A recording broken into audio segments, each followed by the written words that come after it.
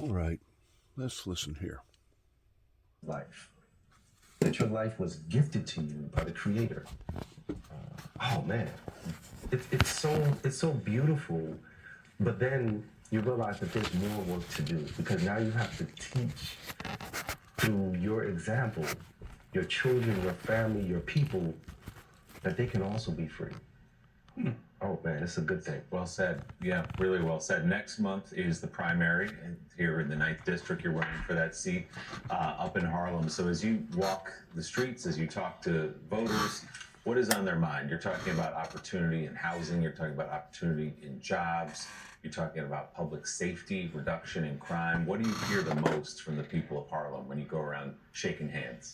The biggest thing is street safety, community safety, all of the ill effects that you can imagine happening in the margins of life, we experience right in Harlem. And the greatest thing I think that I've experienced from the people themselves are people coming up to me saying, I've never voted before, but I'm gonna vote for you. You give me hope. And I'm like, wow, how amazing is that to realize that your vote is your power. And to not use your power is to allow for your tax dollars to not represent you. We've been divested of. We need wraparound services, but more importantly, we need to believe again in our own humanity. And that, to me, is the biggest and best thing about this particular race.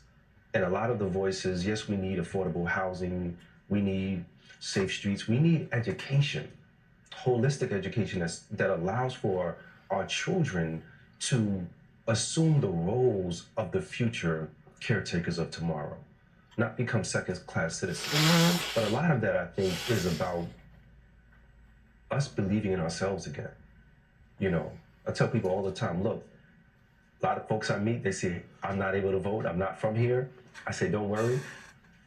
Use HarlemForYousef.com, tell your friends about it. I tell people all the time, especially when they ask me about, Donald Trump. I'm like, look, Donald Trump he deserves a fair trial. Even if he killed me, And this is a hard thing for me to come to. Because when I think about the system itself, the system is there in order to have the rails around society that says we are a country of laws. We are a country of law and order for all people. And so when I think about Donald Trump, I'm like, because everybody asks me that. They're like, what do you think? I'm like, he deserves a fair trial. Doesn't matter if you're, white, black, orange. You could have the worst comb over, but you still deserve a fair trial. Well, you're right about that. I'm glad you pointed that out, but it also... That's the reason why I look at the Bible in Revelations towards it being as fair of a fair trial that can be, and how that God will judge all of us ultimately in the end. And it starts out in the fleshly world, the world that we're living in today, and then it does a transaction or a transformation, probably long about the 7th, 8th, 9th chapter of Revelations. And this is where so many people get flubbed up on Revelations, is that once it goes into the transformation period, that's basically all supernatural stuff. In other words, you're talking about the spirit world. There's 1,000 years there into that Bible. I'm not looking at it right now, and I'm just going by memory. I'm thinking to myself, it don't go no further than about, I'm thinking somewhere around the 12th or the 14th chapter of Revelations. Then everything beyond that point is all truly, basically spiritual. And looking at how God is going to take things in different degrees, it's going to go from a fleshly degree of how that we're going to be judged, and then ultimately the last degree will be the degree in the spirit world, whenever everybody will be given that last and final opportunity towards following after this evil, demonic, wicked being pertaining to the Antichrist, the false prophet, the devil himself, Lucifer, that in that time period of all them different degrees is going to be fair-minded in how that the Father is going to judge all of us in saying, well done, or in saying, depart from me. And whenever the Father says, depart from me, there towards the last, the way that I look at the last part of Revelations, is basically whenever fire comes down from New Jerusalem that consumes those that follows after the wicked demonic spirits, Satan, Lucifer, the Antichrist, whenever they follow after it, or him, whichever way that you want to categorize the devil, that will be the final straw that will basically, consequently, nail your own stake into your own grave, pertaining to you no longer being eligible to even come close of living an eternal life forever and ever with God and with the Lord Jesus Christ. That after you go through all these different degrees, ultimately there towards the last, whenever it says that all will give up its dead, including the sea, any and everything that's ever come into an existence from the beginning of time that's got any type of consciousness about them, or any type of feelings in regards towards likes or dislikes, hate, love, all the above, including in the spirit world, Adam and Eve. You know, just because Adam and Eve made the choices that they made in the fleshly sense, that has been documented and preached about all over the world, I guess even in some remote areas, even during the dark ages of the Bible, going all the way back into the first part of the Bible, in the primitive part of the Bible, that even those people that was slanderous, that was disrespectful, that was disobedient to God, will be given that last and final chance, including, listen to me, including Hitler himself.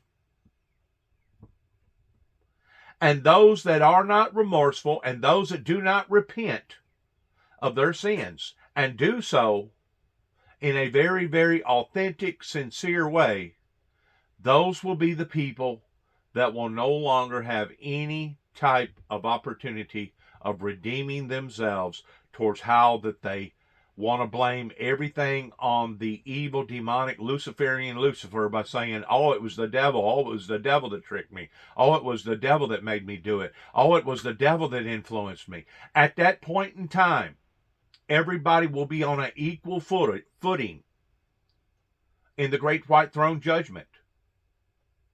That won't be able to say, oh, it was the devil that done this. Oh, it was Lucifer that tricked me. Oh, it was the circumstances, or it was the it was a this, or it was a that.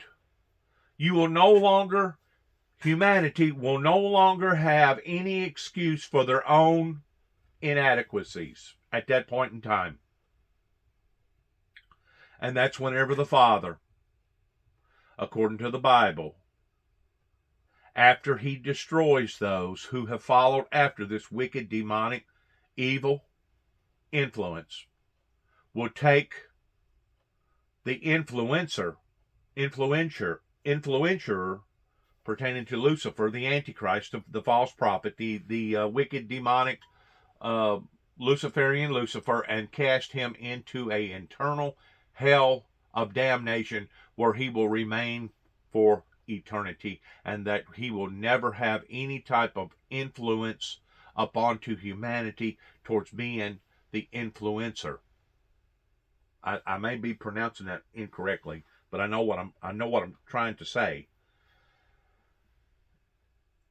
And taking him out of the aspect of just him being, and just towards him influencing humanity in the wrong way, but actually characterizing him towards him being the actual one of being the influencer that influenced humanity this way.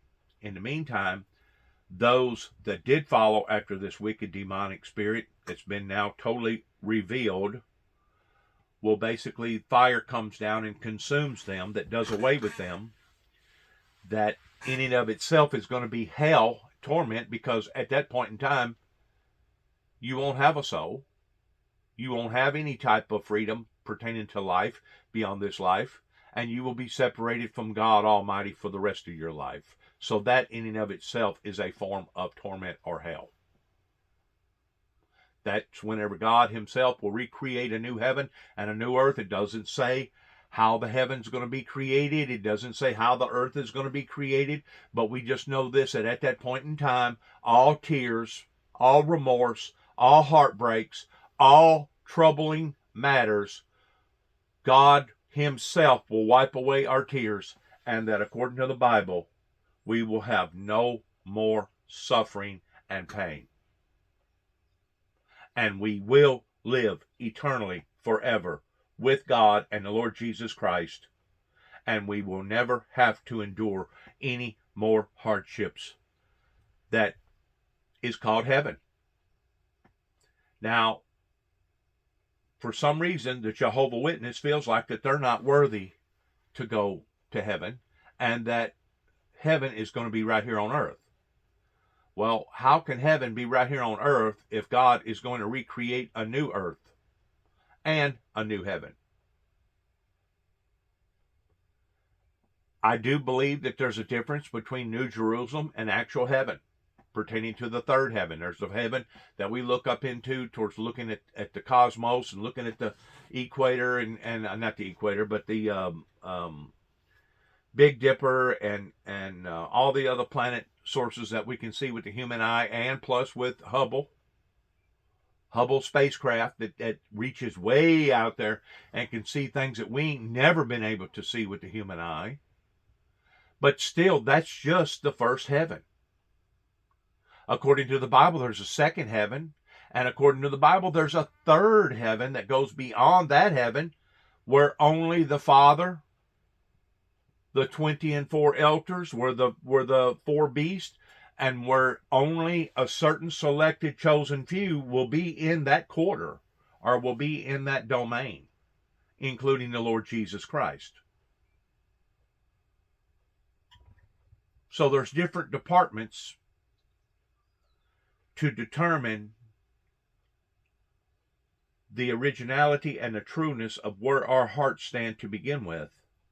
And where our heart stands is going to determine on whether or not we're going to be on this level, or the second level, or the third level, just like it's going to be determined on whether or not we get permitted to be in the first heaven, the second heaven, or the third heaven. There's only going to be a very, very selected few that's going to be allowed to be in that third heaven right there with the Heavenly Father, because he's not going to put up with any more intolerableness rebellions that originally occurred up in that third heaven to begin with, whenever Lucifer, the Antichrist,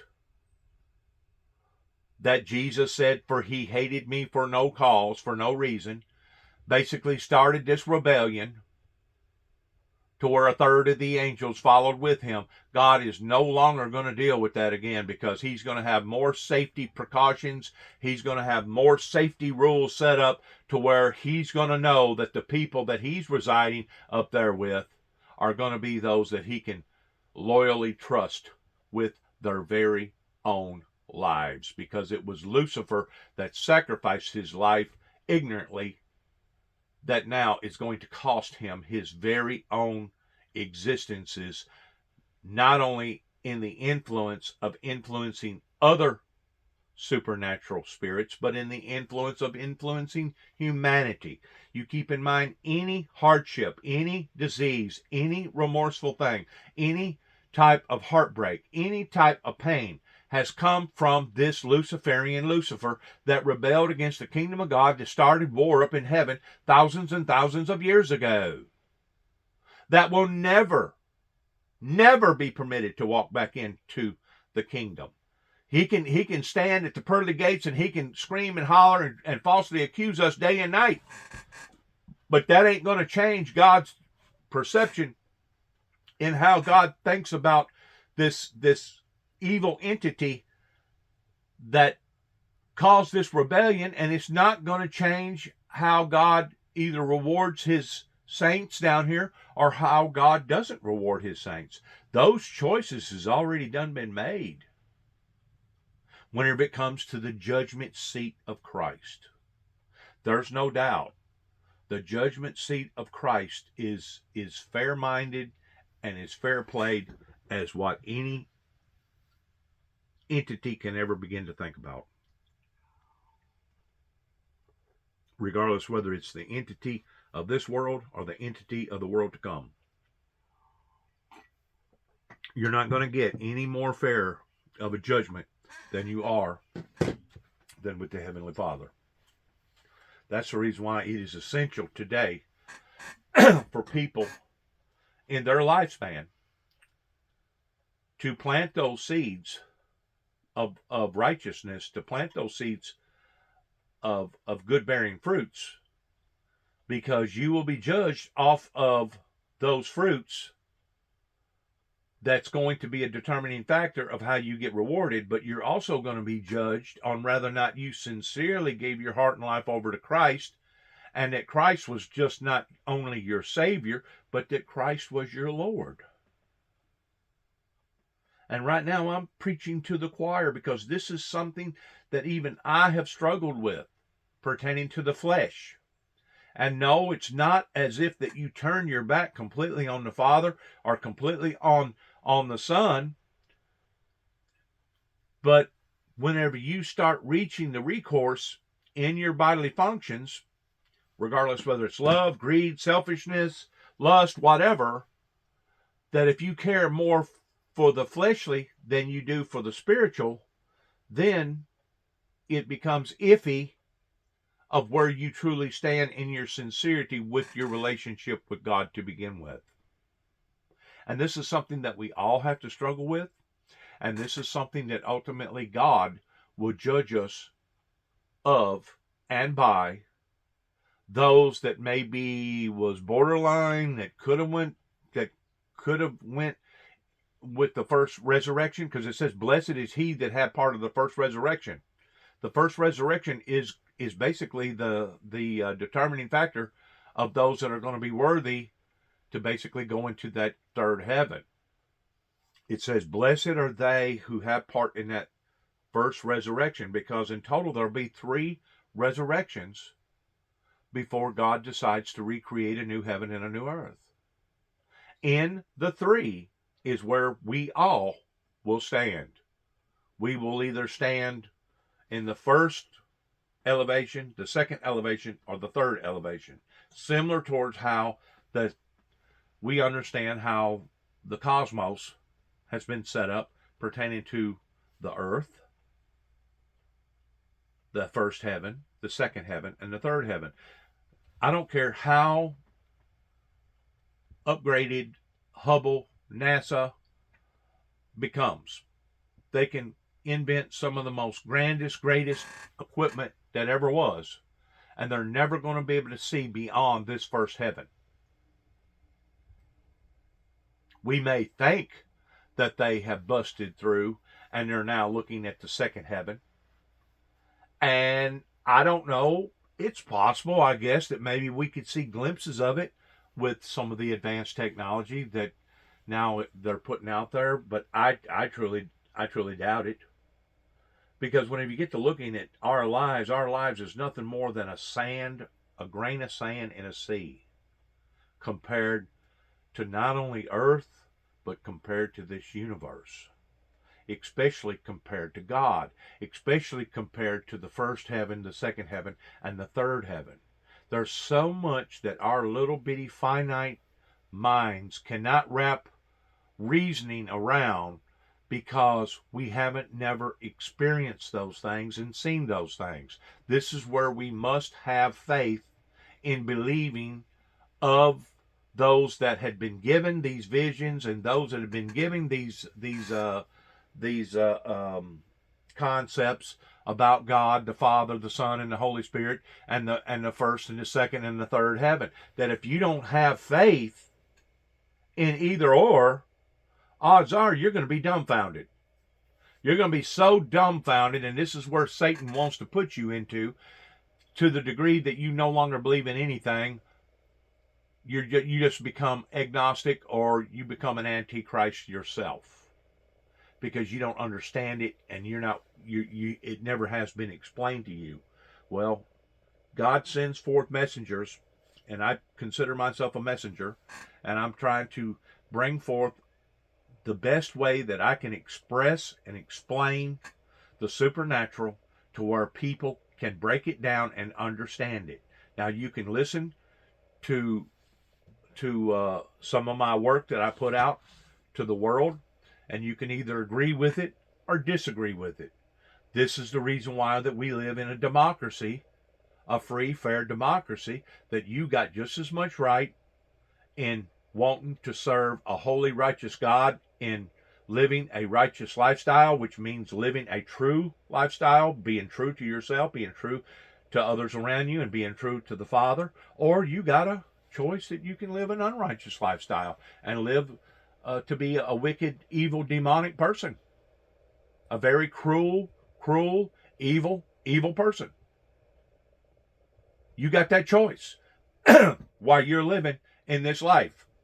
But just remember, if you do decide to live that kind of a life, there'll not only be consequences in this lifetime for living that kind of life, but there'll also be consequences in the lifetime to come by living that kind of life. And this is the very thing that mankind, humanity, has struggled with again and again and again, pertaining to accountabilities that Lucifer himself would have loved to have been able to have proven to the cosmos and the earth that God was wrong and Lucifer was right. This has been his ongoing quest now ever since the beginning phases of him basically bamboozling, tricking, or deceiving humanity, that if he could get humanity in thinking the same way that he was thinking, that God was wrong and he was right, eventually they could overpower the Heavenly Father. You have no idea the magnitude and the size and the velocity of who the Heavenly Father is, number one. Number two, the only reason why that the Heavenly Father hadn't already destroyed this evil demonic being is because the Heavenly Father looked at humanity and said, well, they got a right in making their decision of whether or not they want to pull to the far right or pull to the far left too as well. Because I guarantee you, God could have put an end to this a long, long time ago, my friends, to the point that we would not be where we are right now. And to be quite honest with you, we are in a position right now, as not only Americans, but the world, in the degree that we shouldn't be where we are right now. And the only reason why that we're in the predicament that we're in right now is because of certain people that kept hammering and kept hindering and kept going up against the true Word of God, as far as going up against God's true messengers, that has hindered the utopia that we have all been promised. Not only the utopia, the heavenly utopia, but I'm talking about the worldly utopia pertaining to the meek inheriting the earth. All these barriers that the founder of the Windmill Ministries had to go through was all hindrances. And the strongest hindrances that the founder of the Windmill Ministries had to go through is whenever he come back to his home state, to his home county, right here in Northwest Tennessee, after they had fumigated some sort of a movement, and it was a movement, to where these demons was coming out of the woodwork, and they wasn't just trying to come to my workplace any longer towards affecting my career, the way that I made my living, because of the computer being so strong, but they was actually coming to my front yard. They actually come to my front door and basically bamboozled me and said, well, we'd like to speak to you outside. And then as soon as I walk outside, well, turn around, you're under arrest. See, he done that in the pretense that that police officer working for the Weakley County Sheriff's Department did not have to go actually obtain a warrant to come and knock on my door and present a warrant and say, you're under arrest, come with us. What he done, he tricked me in taking me out of my own domain, which is a private domain. And no judge, no law enforcement agency or officer is allowed to come into my domain unless they have substantiating proof that either my life is in danger or somebody else's life is in danger, or that I have broken the law in some form or fashion, that I deserve to stand in front of this judge or a jury and giving an account for what that I have done. Nobody has the right to come into my domain. So because of that, the officer did not come into my domain. He tricked me in talking to me and persuading me, well, there's some things we need to talk about. Do you mind coming out here and talking? And that's where I messed up, because whenever I walked over the threshold of my doorway and I went from my domain into a public domain, that's whenever that officer took it upon to himself, even though he didn't have a warrant, turn around, you're under arrest for what? For stalking the people across the road. Stalking the people across the road, your officer? We was concerned about 3 little children across the road. My brother and I contacted the abuse center in Nashville. We had contacted the abuse center in Weakley County pertaining to the activities that was going on across the road. We could care less about what the adults was doing, either to themselves or to one another. But whenever it come to the innocence of those children, we was concerned. And if that's stalking, because we are good Samaritans and we do care about the lives of the innocent, if that's stalking, well, then go ahead and charge me for stalking. And of course, the way that the corrupt judicial system is in Weakley County, because they was already hyped up and wanting to stop me anyway, that began in 1989 whenever they was dead set that they was wanting to disarm me. They was wanting to disarm the Windmill Ministries missions in any and every way thinkable, because in reality the system over here was not a system to either support Christianity or to protect Christianity, but this system had already become so corrupt that they was not going to stand with a godly ministry, with a godly man that was trying to do a godly thing by wanting to eradicate or destroy the very axes of evil. And whenever you talk about the axes of evil, you got to look at everything that goes along with that evil package. Rapes, murders, robberies, thefts, lies, deceit, rapes, any and everything that breaks the commandments of God and beyond is all part of the deception of the Luciferian Lucifer. Whenever Homeland Security done what they done, along with Madison County police officers in 1989, whenever they lunged or intervened into a ministry, because at that time my son and I had already went on a crusade up to New York City and Washington, D.C. I had done already went back to Washington, D.C. And now they had followed me from D.C. back to Tennessee, snooping around in something that they shouldn't have been snooping around with to begin with. Because of why? Because the way that our Constitution is written, separation between church and state. I realized that maybe I broke some barriers while I was up in Washington, D.C., but at the same time, they should have analyzed the situation and realized that I was not a threat. But that's not what they done. They actually pursued me. And in pursuing me, they actually intervened. And they intervened in a ministry that they had no reasonable reasons of intervening into. And if you look at the pattern from 1989, from the time that those 9 texts went to the White House, this 1988, I've had a consistent pattern of people trying to stop, hinder, or destroy the very fundamental values that the founder of the Windmill Ministries ever stood for to begin with. They did not want me to become influential with my story or with the anointing of God towards putting the messages out to the people that the messenger, which is myself, was putting out. And if they could have stopped me in any form or fashion, I promise you they would have had.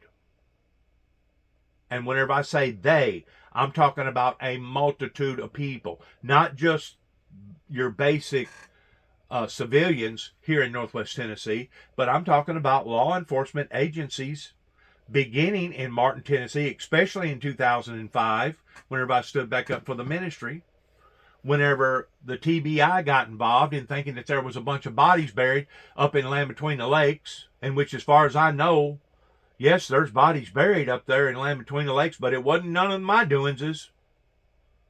If it was of the doingses of anybody, it was of the doingses of modern day technology that basically went in there and ruined those people's lives, that caused them deaths, as far as I'm concerned, because it caused grief, it caused despair, it caused emotional turmoil in those people's lives that basically stopped them people from living a long, lengthy life that at one time used to be a striving, surviving community. A whole community of people that whenever JFK decided to fly over it and declare it as a total loss, in less than just a few weeks later, he was dead on account of that decision. Now, people will argue with me till the cows come home, and they'll tell me, oh, there's no way that you can prove that JFK was assassinated because of the decisions that was made in Western Kentucky pertaining to Land Between the Lakes. No, I can't prove it in this lifetime, but in the lifetime to come, I'll be able to prove it. You know why? Because everything that has been said and done according to the Bible at that point in time will be revealed. And I guarantee you, somebody knows the truth about who put the hit out on the President of the United States during that time that they assassinated JFK. Now, it may not have been the only reason why that they put the hit out on JFK, but that was one of the primary reasons, is because the way that he went in and desecrated a whole village, a whole settlement, a whole society of people. The first buyout, yes, that was acceptable from the TVA, but it was still a tough pill to swallow. The second buyout pertaining to the Cumberland River, that was another tough pill to swallow. But they swallowed it. They took it on the cheek on both sides. The people that lived originally in LBL.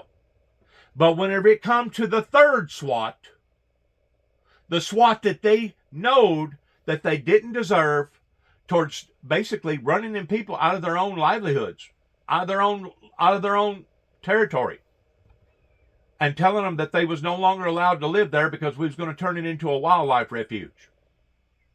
That's whenever the president went beyond his own personal legal rights, or TVA, or the Corps of Engineers, regardless whether it was the Cumberland River or the Tennessee River, and that's whenever the people rose up and said, you have crossed the line.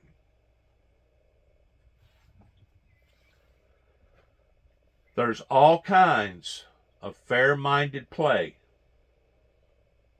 as well as unfair-minded play, that will be exposed and revealed since the very beginning of time, out of every controversial movement or moment that history has ever seen or went through. All them things will be combined together in the third resurrection, whenever all will give up its dead and all will be judged in just exactly where their hearts was, what motivated them, what caused them to do what they done during the time that they done it, And that will be the determining factor of whether or not they live or they die. In whether or not they follow after this evil demonic being into Gog and Magog in the supernatural world, that will be the determining time of whether or not they will live eternally in a peaceful type setting. It won't be the third heaven, won't be the second heaven, but it will be another form of basically a new heaven. And in that event, they will either live or die, because the word consume means do away with. And whenever fire come down from New Jerusalem that consumed those that went after this wicked demonic force again, that will be their own Achilles heel, not only physically, not only emotionally, not only psychologically, but spiritually. And they will no longer have a part in life the way that the rest of us will have a part in life. They will be basically consumed. And by them being consumed means that they will be no longer a part of the creation of the Creator. And because of that, yes, they will be thrown off into hell. Because then at that point in time, they will no longer have a part in life, and they will no longer have a part in the Creator of life. Just the very separation of that will be hell. And the tormented hell that was created for Lucifer, not for humanity, will open up, and that's whenever the Heavenly Father will cast this evil demonic spirit that caused all this pain, all this anguish, all these troubles, all these hurts, all these anguishes, will be cast into a living hell. Those that demonically created the mutiny up in heaven and followed after this demonic figure. So you don't think that they're fighting tooth and nail right now and trying to prevent from this happening? You don't think that they're fighting tooth and nail and trying to prolong this from happening? Sure they are. Absolutely they are. And if you was one of them, you would be doing the same thing. If I was one of them, I would be doing the same thing.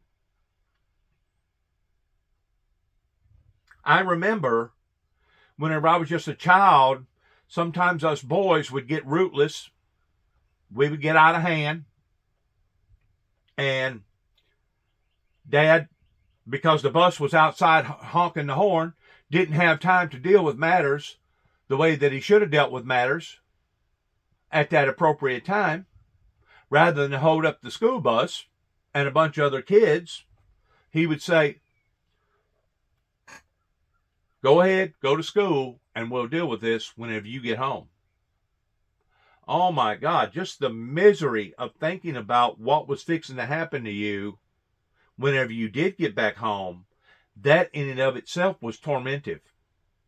Because you knew it wasn't no guessing games with Pappy. You knew that whenever you got off that bus going home that afternoon, that whatever that you had done, or whatever that you didn't do that you was supposed to have done, whatever that he said was going to affect your life and possibly your rear end whenever you got off that bus, just the very thought of all that all day long was anguish. It was torment. It was actually worse than the discipline tactic that he used, which usually was a harsh discipline tactic as far as getting beat with a belt or getting your hair pulled out of your head or whatever. Just the thought of being punished was worse or just as bad as the punishment itself. And this is what the Luciferian Lucifer has brought up into his own existences ever since that he retaliated and rebelled against the kingdom of God. He has had this now to deal with since that rumble, since that disagreement, since that fight, since that war, according to the Bible. So his life has been in constant turmoil. The life of this evil demonic being, Lucifer. And not only has his life been in turmoil, but all the angels that followed after Lucifer that are no longer considered angels any longer, but considered evil demonic spirits. And like I said, whenever you listen to this, you can either believe it or not believe it. But this is how God has showed me that of the occurrences that's going to take place, and I'm giving you some sort of references in how that I have come up with these conclusions. It also displays incredible grace given what the system has taken from you. And here you are now running for council in the 9th District in Harlem. It is so great to meet you and have you on with us. Yusef Salaam, we appreciate you being here. Thank you. Best of luck. Some news out of Serbia just this morning where police say a 7th grade student opened fire at his school in the country's capital today, killing 8 children and a school guard before being arrested in the schoolyard. 6 more children and a teacher were hospitalized. It happened in central Belgrade. A local official says most students were able to flee through a back door as the gunman opened fire. Police say the shooter used his father's handgun. Again, a 7th grader, and these are very, very rare in Europe, school shootings, but we are seeing the contagion that's here in the United States begin to spread now from time to time around the world. What? But also keep in mind, as he's talking about this, because I've already done listening to part of this, he never brings up the fact that there's already major chaos going on over in Europe pertaining to all the protesters that's protesting, and especially over there in France, where they have upped the ante on people retiring. You can no longer retire at 62 or 65 or 68. I think they've raised it, or trying to raise it now to 70, which is basically telling everybody that they don't have a retirement. In other words, I can dedicate over 85 or 90% of my life, and the last 10% of my life, I can't enjoy my life because you have raised the standards up so high, the bar up so high, that now by the time you get 70, what little bit of life that you do have left, you're really not going to enjoy it because you're going to have too many creaks and too many pains and aches and arthritis and bursitis and every other kind of itis, that what life that you have beyond the age of 70 is going to be basically a workless retirement. That's the reason why those people are rising up in protest. So keep in mind, whenever he says this about the school, about the individual in the school, yes, it is a horrifying event that happens over there very, very rarely. And yes, it is something that now has been contagious because of TV, network, satellite, internet, etc., that is now spread all over the world pertaining to the commotions that's going on, I think, that stemmed up from January the 6th, that now we're seeing other countries implode and we're seeing protest marches going on everywhere. But keep in mind, before January the 6th, even during the time that Donald J. Trump was president, there was already uprisings that was happening in China to where their people was out of control, and their heads of state over there, their leadership over there, was losing control of their citizens. That's whenever COVID come into play. Whenever COVID come into play, it brought fear and it brought a form of order in China. But look at the expense that it costed the leaders over there for that, not just in their country, but also in world affairs, in this biological chemical agency that was released, we believe intentionally. We don't know for sure we feel like 99.9% sure that it come from that lab, but it could also be a possibility that they was set up by a certain other group. I personally believe it was North Korea that kept telling the Americans that a Christmas present is coming, and I personally believe that was what the North Koreans was talking about, was pertaining to COVID. That it has brought chaos, literal chaos, and not just into the American people's lives, but into people's lives all over the world. And that's what we're experiencing because of this Christmas present. The chaotic Christmas present that has turned the world literally upside down on its own axis. We've got North Korea to thank for that. Now, whether or not it was North Korea that purposely planted that biological agent over there in that lab, I don't know. I just know this. It will be proven one day. And if it's not proven in this world, it will be proven in the world to come towards who actually done that and why it was done and who was in behind doing it. Just like it's going to be proven in how come the Kennedys decided that they was going to fly over a piece of property over here less than about 70 miles away from my house right here and declare it as a total loss and going to destroy, give or take, the way I understand it, about 5,000 lives. That was done illegitimately. Now that's to my understanding. May not have been quite 5,000, but it was a very, very large amount of people that suddenly the lives that they had already done taken a hit on because of the Tennessee River, and now they took a hit on pertaining to the Cumberland River. Now this last and final hit was basically the hit that was going to finish them all off. And we're talking about families. We're not just talking about one family. Let's just look at one family real quick pertaining to the Jesse James gang family that was destroyed because of illegitimacies that was going on with our government at that time that basically hired the syndicate to go in there and that was going to basically International Willie Day. Basically kill the Jesse James family because they wouldn't sell out to the railroad. We're not just talking about one family, but we're talking about hundreds, if not thousands of families that was affected by that move. Yes. We need to get the Rev. Rev, why don't you call in sometime and we want to hear your best James Brown stories. I know there are a lot of them that the Rev can't tell. He's told me one or two that he can't tell publicly, but the shag carpet is deep there, as somebody once said of a politician running for president of the United. Well, let's get on here and see what they're talking about here.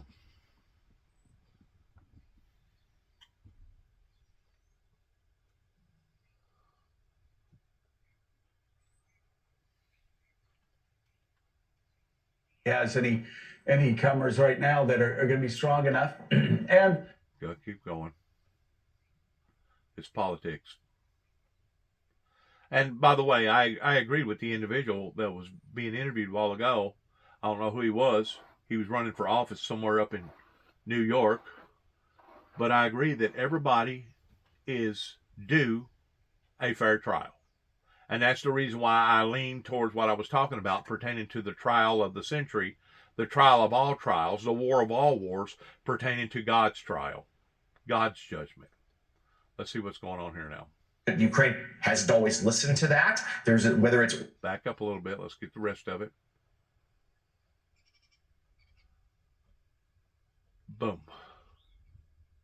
Government about strikes inside of Russia. That this is just Russian disinformation. That the drones likely were again part of a hoax to make it look like an attack from Ukraine. But we're just minutes in now, and we don't know. We'll obviously be searching for the answers over the next several weeks. Yeah, we simply don't know. No official statements yet from the Ukrainian government or from the White House. We're just basing this is claims from the Kremlin. You're certainly right, Joe. This would not be unusual if it was a step of disinformation. The Russians have had false flag operations over the years, including in this very conflict. That's right out of their playbook.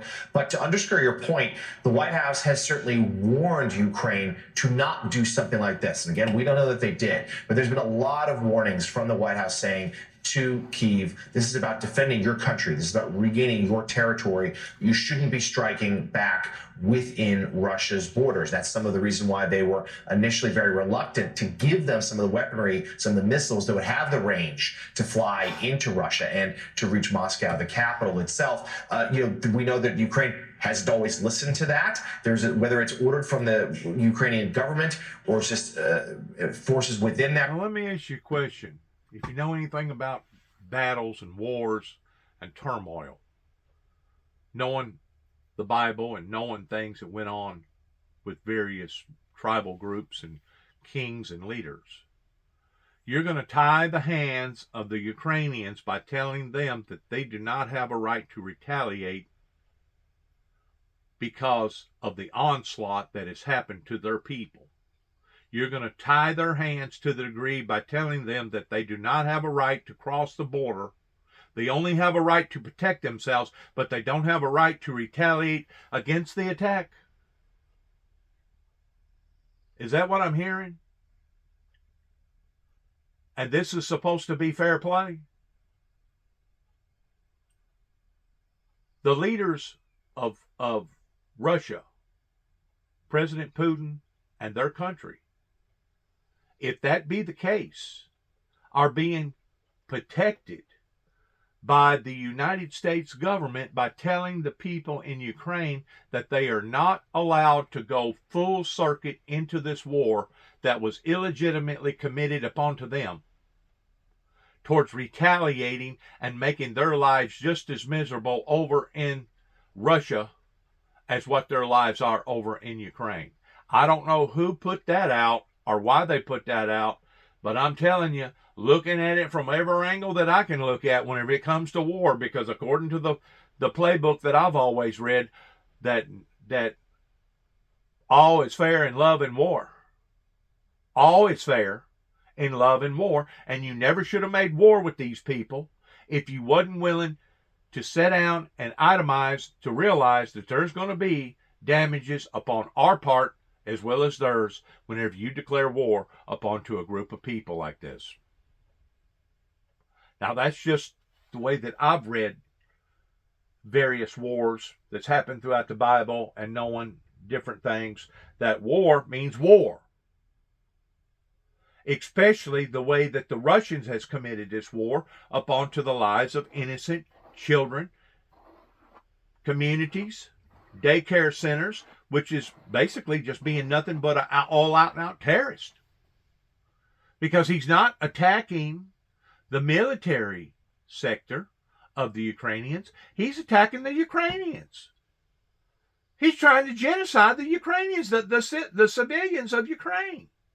Why would you not, if you was in war, if you was in battle, not want to pull a punch towards going to the Kremlin and actually doing something? Why would you not do that under the pretense of a all-out-and-out war? I didn't know that it had been mandated by the government, by the United States government, of giving them instructions like this. So that's telling me that the United States is basically protecting the Parliament of Russia. Oh my God. I had no idea that had been ordered. I had no idea that had been put into the playbook pertaining to this. You talk about unfair. That's what prevents war from happening, is the fact that if you declare war on somebody or something, they can come back with just as much punch towards you as you have towards them. That's what's declared war. That's why it's declared war. Wow. that country, the explosion in the car bomb in Moscow that killed the daughter of a prominent Russian propagandist. We knew we had an explosion in a coffee house in St. Petersburg recently. Questions about what happened to the Nord Stream pipeline. So there have been moments where it seems like, even if not ordered from Kyiv, where the Ukrainians have taken the fight to Russia. We don't know, Mike Barnicle, that this is what has happened here today, but it's something that which the White House is going to be scrambling to respond to. It's war. First of all, it's war. I wish that none of this had occurred. I wish that there had been no confrontation to the degree of bloodshed, and that they could have worked their problems out or their disagreements out through the forms of delegation, through the forms of talk. Obviously, the people in Russia didn't feel like that was the right path to take. So they chose the path of destruction. They automatically raised a flag of bloodshed. This is war. Now we're in a different stage here. I wish that the first stage was the stage that we remained in. But I had no idea that the United States government had tied the hands of the Ukrainians towards giving out mandated orders in telling them that they could not cross over the line in retaliation towards what that they had suffered through. Know for a fact. We also know a bit about the internal dissension within the Soviet government, the military versus Putin, some elements of the military. So there's more that we don't know about what happened and what's been reported this morning than what we do know. We do. Yeah, you're exactly right. The Russian government, reading from the Wall Street Journal, breaking news. The Russian government says the Kremlin hit by Ukraine drones. And let me just read straight from the Journal, who has the breaking news. Ukrainian drones struck the Kremlin in the early hours of Wednesday morning, the Russian government said, and they're claiming that it was an attempted assassination attempt on Vladimir Putin. Seems awfully unlikely, but we're going to get military experts on and others to speak on this in the coming hours. Two unmanned aircraft launched by Ukraine crashed into the Kremlin after they were downed by electronic warfare systems, according to a statement by the Kremlin press service. Again, all of this information coming straight from the Kremlin. Videos circulating on social media showed white smoke billowing out of the Kremlin complex. The Kremlin said no one was injured and no major damage was caused by the attack, which took place ahead of the Victory Day celebrations, one of the most solemn holidays in Russia, commemorating the World War II victory over Nazi Germany. Willie, just again, call me skeptical, only because I've had in-depth conversations with not only people inside the White House, but other Western leaders who have made it abundantly clear to Ukraine that they support Ukraine's efforts to defend themselves, but that support ends when it has anything to do with going into Russia itself. Yeah, you've got good reason to be skeptical just based on the fact it's only coming from the Russian government, but also because of the difficulty of a mission like this, if it were Ukraine, as Mike pointed out, and to your point, the recklessness of it, if it were in fact Ukraine. Again, no evidence presented that this was from Ukraine, but the accusation is the two drones targeting President Putin from Ukraine hit the Kremlin. We're going to stay on this story and bring on some experts and some reporting to see if we can dig deeper. But as we said, right now, this is only information from Russia and its state media. Much more on this coming up. Also, we will go live to Texas, where the manhunt now is over. The man accused of killing 5 people, including a young child there a few days ago, has been arrested and is in jail this morning. We're coming right back on Morning Joe. So you found... There's no doubt that the Russians could have made all this up just to make it look like in the eyes of the world that the Ukrainians had actually done this. They're very good with that type of propaganda. Whenever it comes to the blame game, it's now reached a level of uncertainty, of not knowing what to believe or who to believe pertaining to the Russian war, the Russian-Ukrainian war. But my point is this: a war means war, especially if you have come in and you have killed, you have targeted civilians, you've targeted schools, you've targeted hospitals, maternity wards, you've targeted parks, you've targeted everything else. this is not some sort of a political controlled war, because Putin and the Russian government pretty well proved that right up front in how that they was willing to violate all ethnic rules pertaining to the Geneva agreements. So by whoever has given out the order to the Ukrainians of holding them accountable or mandating some sort of policies on them like this, to me, is ludicrous under the pretense of war. Once more, I had rather not seen no bloodshed. Personally, I wish that they could have worked their problems out towards talking. But obviously the Russian government didn't want that. So whenever you're willing to do something the way that they've been willing to do it, you should also be willing to suffer the consequences on doing it. Like I said a while ago, Russian government is good about propaganda, and it's very possible that they could have just made all that up and trying to make it look like that they had been attacked.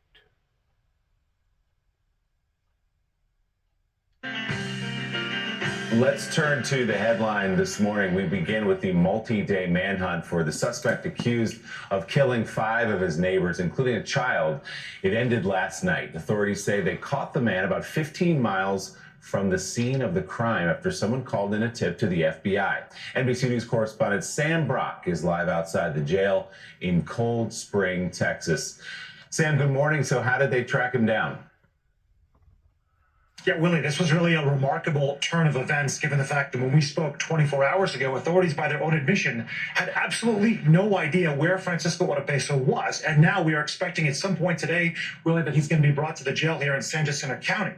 And how did we get to that point, right? This is a man who has been accused of murdering 5 people brutally, including a 9-year-old child who was only trying to protect his mother. What we were told from police is that there was a tip that came in from the FBI tip line at about 5:15 yesterday. By 6:30, Willie, whatever that information was, it prompted an immediate swarming, and just then, Oropesa was already behind handcuffs. Now, we have video that appears to show him being arrested at a private residence. Not clear at this point whose residence that is. We have pressed officials as to whether or not there's a connection, whether the individual who lives there perhaps was harboring Oropesa. They did not provide that information. We just know that there were 3 different agencies involved in bringing him in, remarkably, Willie, without incident and without injury. We're talking about Texas DPS, U.S. Marshals, and then BORTAC, that elite unit of border control. All 3 of them getting on scene and bringing Oropesa in handcuffs back into a police car, where he was then brought to Montgomery County. This is where it's located. This is in the city of Cut and Shoot, Texas. And as you mentioned, Willie, this is only about 15 miles away from that brutal massacre where it occurred. Shocking to some, as it wasn't clear whether or not he was in Southeast Texas, another part of the state. Was he in Mexico? And it turns out that Oropesa was in the backyard of his living space the entire time. Now, the chronology and the specifics about how he actually got there, again, that remains unclear, despite repeated questions to authorities yesterday. The FBI did not want to get into it. Here is Sheriff Capers in San Jacinto County talking about how this all came to pass, and remarkably, where he was found. He was caught hiding in a closet underneath some laundry. They effectively made the arrest. He is uninjured, and he is currently being taken to my facility in Cold Springs. Now, it is not apparent at this point, Willie, whether or not he's actually been transferred here or not. The expectation is, if it hasn't happened already, it's going to later today. But this news comes really and pertinently in light of information that was broken by NBC News yesterday regarding the violent past of Francisco Oropesa, specifically that in 2022, his wife had filed for a protective order, Willie, because she claims in sworn testimony that he beat her, that he physically closed his fist and punched her, kicked her on the ground, on the backside, in the face, in the mouth. So this narrative that was painted by neighbors of someone who, at least to the best of their knowledge, was someone who wasn't violent, never aggressive, never raised his voice. There is now documented evidence that she filed a protective order against him. And I asked the sheriff yesterday, knowing that he was deported 4 times and that there were repeated calls to his residence because of gunfire, did that prompt further investigation? Did you look into this? And he said yes, and we tried to actually arrest him back in 2020. That a constable went around from another county trying to track down Oropesa and wasn't successful. And then ultimately his wife decided not to try to prosecute him, and that was just the end of it. So that prompts quite a few questions about how there wasn't more scrutiny and more search for this man, of course, to fatal consequences a year later. 5 people killed, including a 9-year-old child a couple of days ago, and a lot of people in Texas at least feeling a little bit better that he's now in police custody. NBC News correspondent Sam Brock in Texas for us this morning. Sam, thanks so much. John, we were watching way too early this morning. You had a story about Tucker Carlson, some new text messages that coming to light, perhaps some of the motivation we're hearing about why Fox may have let him go. Yes.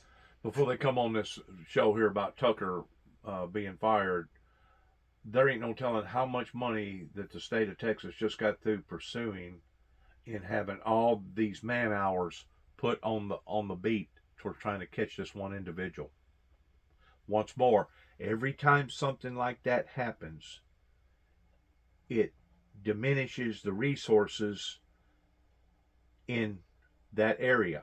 It doesn't matter if it's a man-made event. It don't matter if it's a storm pertaining to the forces of nature event. It drains the resources in that area. And if you take enough punches, regardless whether you're a nation, a state, or the planet, you're going to see serious repercussions on account of the resources being diminished. Evil right now is costing so much money monetarily, and it's costing so many lives because we have allowed for evil to get this far out of hand. And now it's not just over here in America, but now it's over in the UK. Now it's over in Europe. Pertaining to that one kid that it showed a while ago, that he killed 6 or 7 of his, 5 or 6, or however many of his students killed him. So, I mean, this isn't just no longer a national problem. Now it's turning into a global problem. And I knew all along that it was going to turn into a global problem, because you can see where some of these countries are literally just imploding upon each other. Imploding. So what's the bottom line? What's the end game in all this?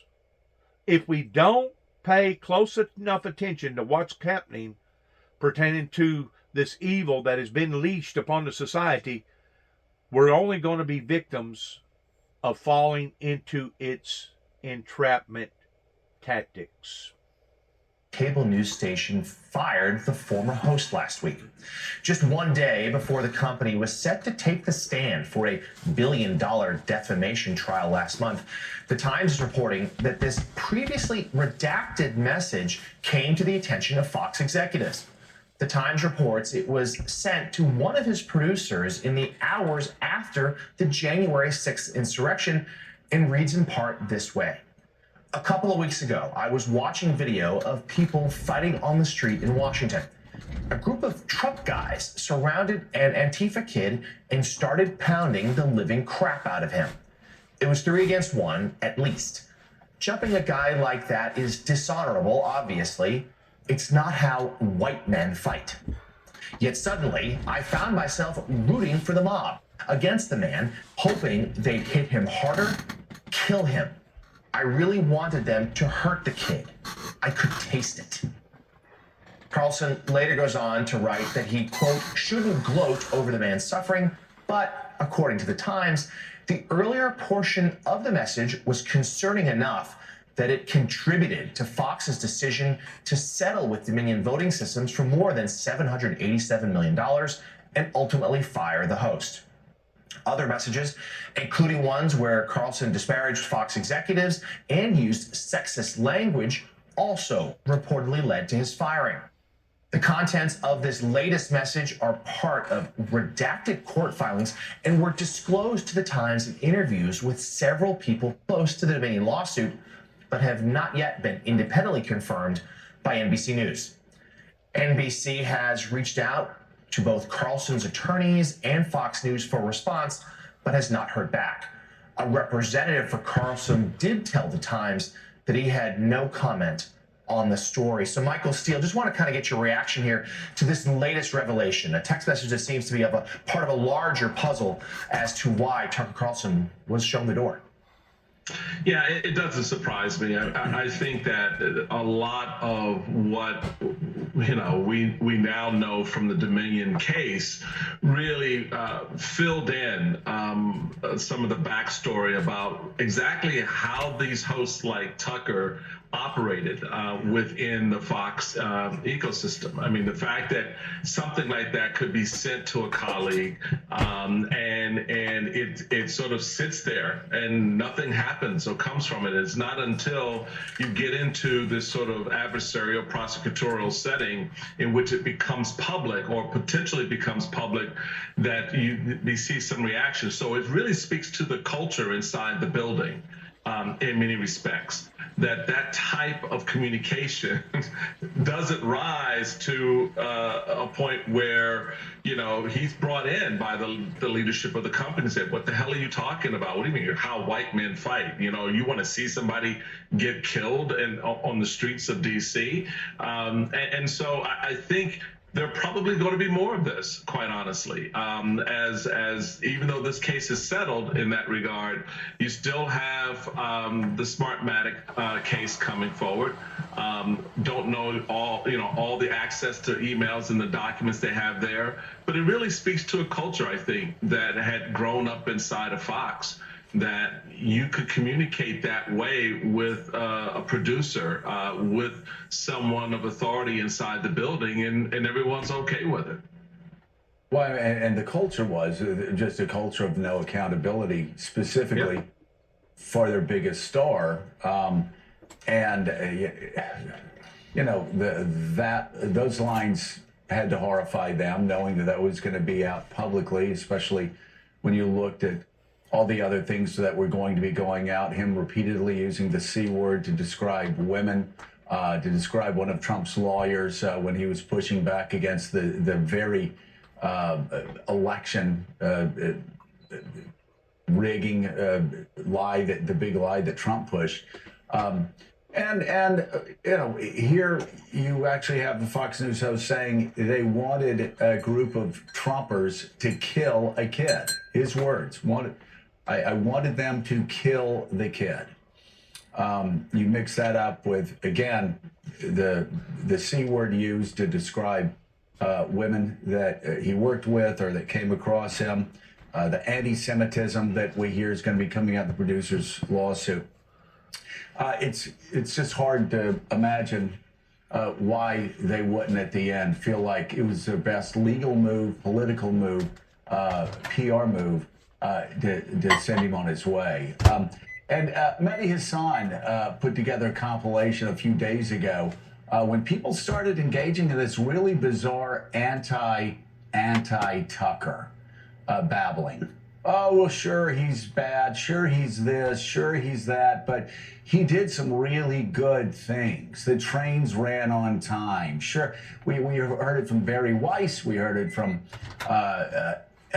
Andrew Sullivan, people that I read regularly. And they did this anti-Tuckerism, just like people used to always do the anti-Trumpism.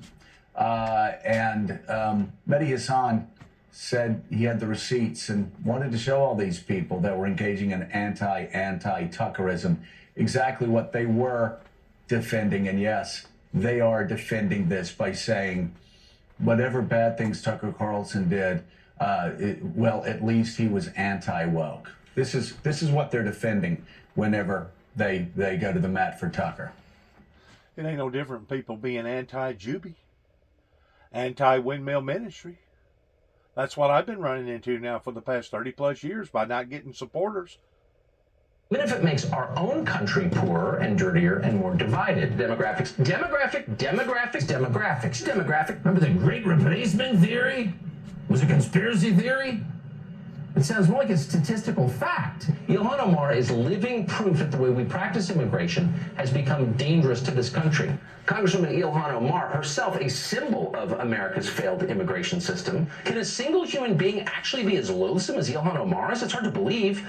Dating Montel Williams, is something that's within her range of experience. Is she good at it? We can't say but she's done it. Just for masochistic reasons, can you do one more time? So So it might be time for Joe Biden to let us know what Ketanji Brown Jackson's LSAT score was. What about you doing the LSATs? They think that you should be elevated in America based on what you do, on the choices you make, not on how you're born, not in your DNA, because that's Rwanda. Rwanda. We're still not precisely sure how George Floyd died. Very few unarmed black men are killed by white cops these days. Where's George Floyd when you need him? The only job training program this administration has gotten behind in 2.5 years is getting black people to sell more weed in the cities. You never see politicians transition to say Malcolm X. Why is that? Maybe because Malcolm X didn't talk like a sharecropper. Xenophobia! It seems almost antique. This show, more than any other show on television, has taken an aggressive position in favor of colorblind equality and against racism.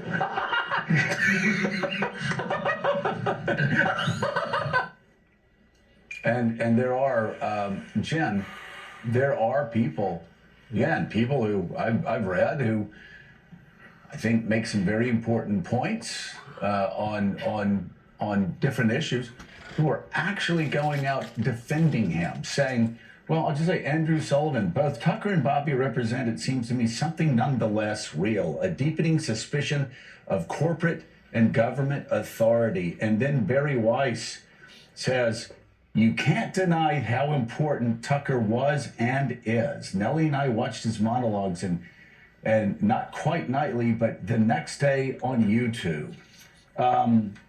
Let's see, what else did she say? Just said he was one of the only people on TV who made viewers aware of the new military-industrial complex, the alliance between big tech and the government.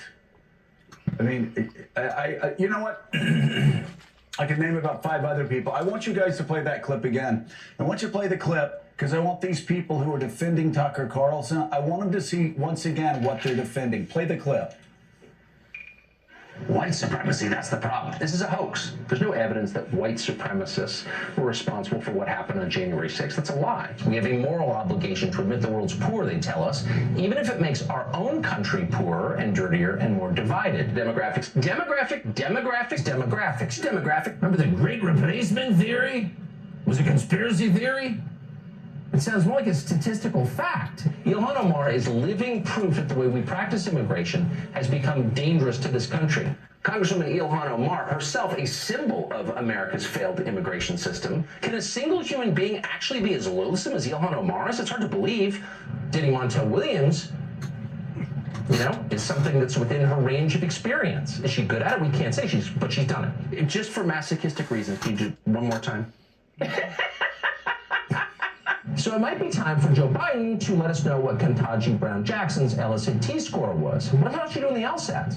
They think that you should be elevated in America based on what you do, on the choices you make, not on how you're born, not in your DNA, because that's Rwanda. Rwanda. We're still not precisely sure how George Floyd died. Very few unarmed black men are killed by white cops these days. Where's George Floyd when you need him? The only job training program this administration has gotten behind in 2.5 years is getting black people to sell more weed in the cities. You never see politicians transition to say Malcolm X. Why is that? Maybe because Malcolm X didn't talk like a sharecropper. Xenophobia! It seems almost antique. This show, more than any other show on television, has taken an aggressive position in favor of colorblind equality and against racism.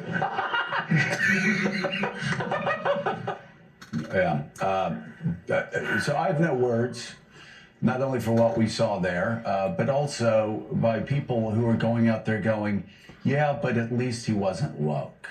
So we're going to be okay with the most racist rants that I think we've heard on national news in our lifetimes. When I saw the headline last night about what the text message that supposedly got him fired said, I had like a gasp and then an oh. Right, of course this is what was happening behind the scenes. And sometimes even I can make the mistake of not appreciating just how dark things can get in some corners of the right. And what really struck me about that text message, Joe, is the casual aside about it's not how white men fight, right? He could have very easily not included that in the text message. He said, it's, as an aside, he says, it's dishonorable, of course. It's not how white men fight. It tells you that sort of how established it was within the culture that white people were supreme. So it's not, you see the misogyny, the racism that he's airing, and then find behind the scenes, it's actually a little darker than even what you saw aired in that 2-minute clip. Still ahead on Morning Joe, with a historic default looming, House Democrats have a new backup plan to force a debt ceiling increase, but is it realistic? We'll have the latest from Capitol Hill. Also this morning, what Florida voters are saying about Governor Ron DeSantis and that ongoing fight with Disney. He's still at it. We'll get a live report from Orlando. Plus, thousands of film and TV writers are planning to picket again today after contract negotiations failed this week. We're following the latest on where those talks stand this morning. You're watching Morning Joe. We'll be right back.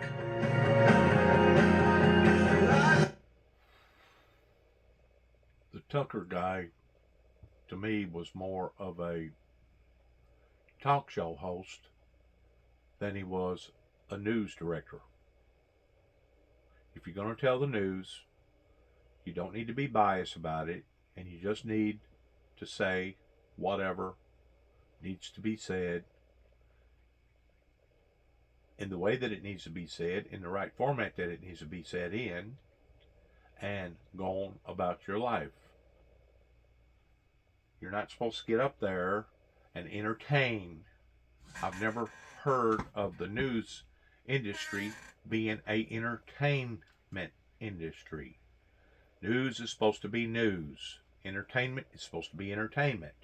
And whenever you go to mixing them, that's whenever you wind up having troubles. And that's, I think, one of the big leading factors of what caused him his departure with Fox, is that he was no longer being a news anchorman like Walter Cronkite or some of those other well-known news anchormen that we are acquainted with. He was basically trying to turn himself into like a comedian talk show host or something. And that's kind of out of the bearings of being a true news anchorman. I mean, news is news, and you're supposed to tell it in the format that it needs to be told in. And as far as your opinions go, that's not news. That's your opinion. Especially if you're telling your opinions to want to arouse or entertain your viewing base. In other words, he was getting out of the realm of his professionalism. In addition towards saying some of the craziest things that he said about using the C word, and about as far as he was concerned, a child should have that guy should have went ahead and died. I mean, there are just certain things that you just don't say as a news anchorman, and those was one of them. He was violating the principles of that establishment, that corporation. I'm surprised they let it go on as long as it did. With it before it wound up costing Fox News the amount of money that it costed them, especially whenever it comes to telling mere propaganda lies, just like what happened to and I forgot who the talk show host was that said that one of the massacres of a bunch of kindergarten children did not happen. Words matter, especially whenever they're words that's supposed to be taken as the Gospels. In other words, whatever you're telling us, you're supposed to be telling us the truth. That's the reason why you're in public domain.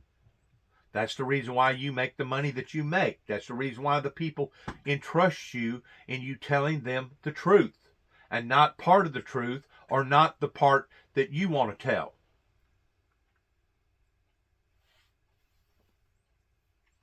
Whenever the Hindenburg blowed up,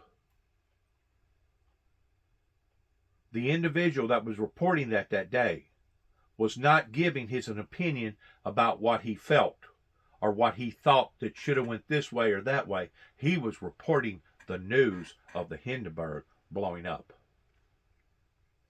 Whenever the space shuttle blowed up, whenever Pearl Harbor got attacked, whenever 9/11 occurred, I could go on and on and on with major events that has affected not thousands, but millions of people's lives in some form or fashion, that whenever that event happened, it needed to be told in the right format that it was happening in.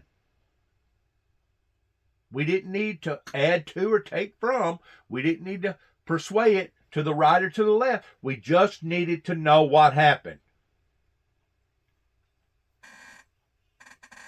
And that's what Tucker was getting away from. He was no longer operating as a professional news anchorman. That was one of the reasons why that one of those anchormen lost his job just a few years ago, was because he made up a lie that they was being attacked. I don't forget now who he said it was being attacked by, but he said that there was ongoing missiles that was attacking them, and come to find out there never was no missiles that was attacking them. It was a lie, and that's what costed him his job. I don't forgot now the name of the anchorman, but I'm pretty sure those that hear what I'm talking about will be able to identify who it was and when it was and why he got fired. You're not supposed to make up things in public domain in telling only parts of the truth, or telling the part of the truth that you want to be told, in being persuasive one way or the other, because a true news anchorman is supposed to be neutral, and they're only supposed to tell what is happening right before their eyes. And that's what Tucker wasn't doing. Board structures getting dragged into court by families from the 50s, 60s. I don't know if people know this, but like pop music, rock and roll, R&B, it's not Tchaikovsky.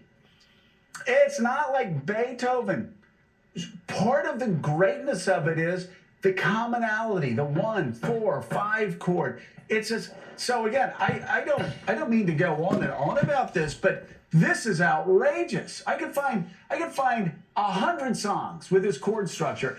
And I'm gonna say also, Willie, you go on to Instagram or you go on to TikTok, and what do you see? You see people doing exactly what Ed Sheeran does, right? They'll take a song, and it may be Sweet Home Alabama, that has the same chord structure as a hip-hop song. And they'll merge the two together. You go, oh, well, I never thought those two songs could go together. When we played live, we would always do, like, in college, our college band would always do, Louie Louie, to Hang On Sloopy, to The Joker, and then we'd go to an 80s song that had the 3-chord structure, to a 90s song. And it was always seamless. And they'd be like, oh my God, they all have the same songs.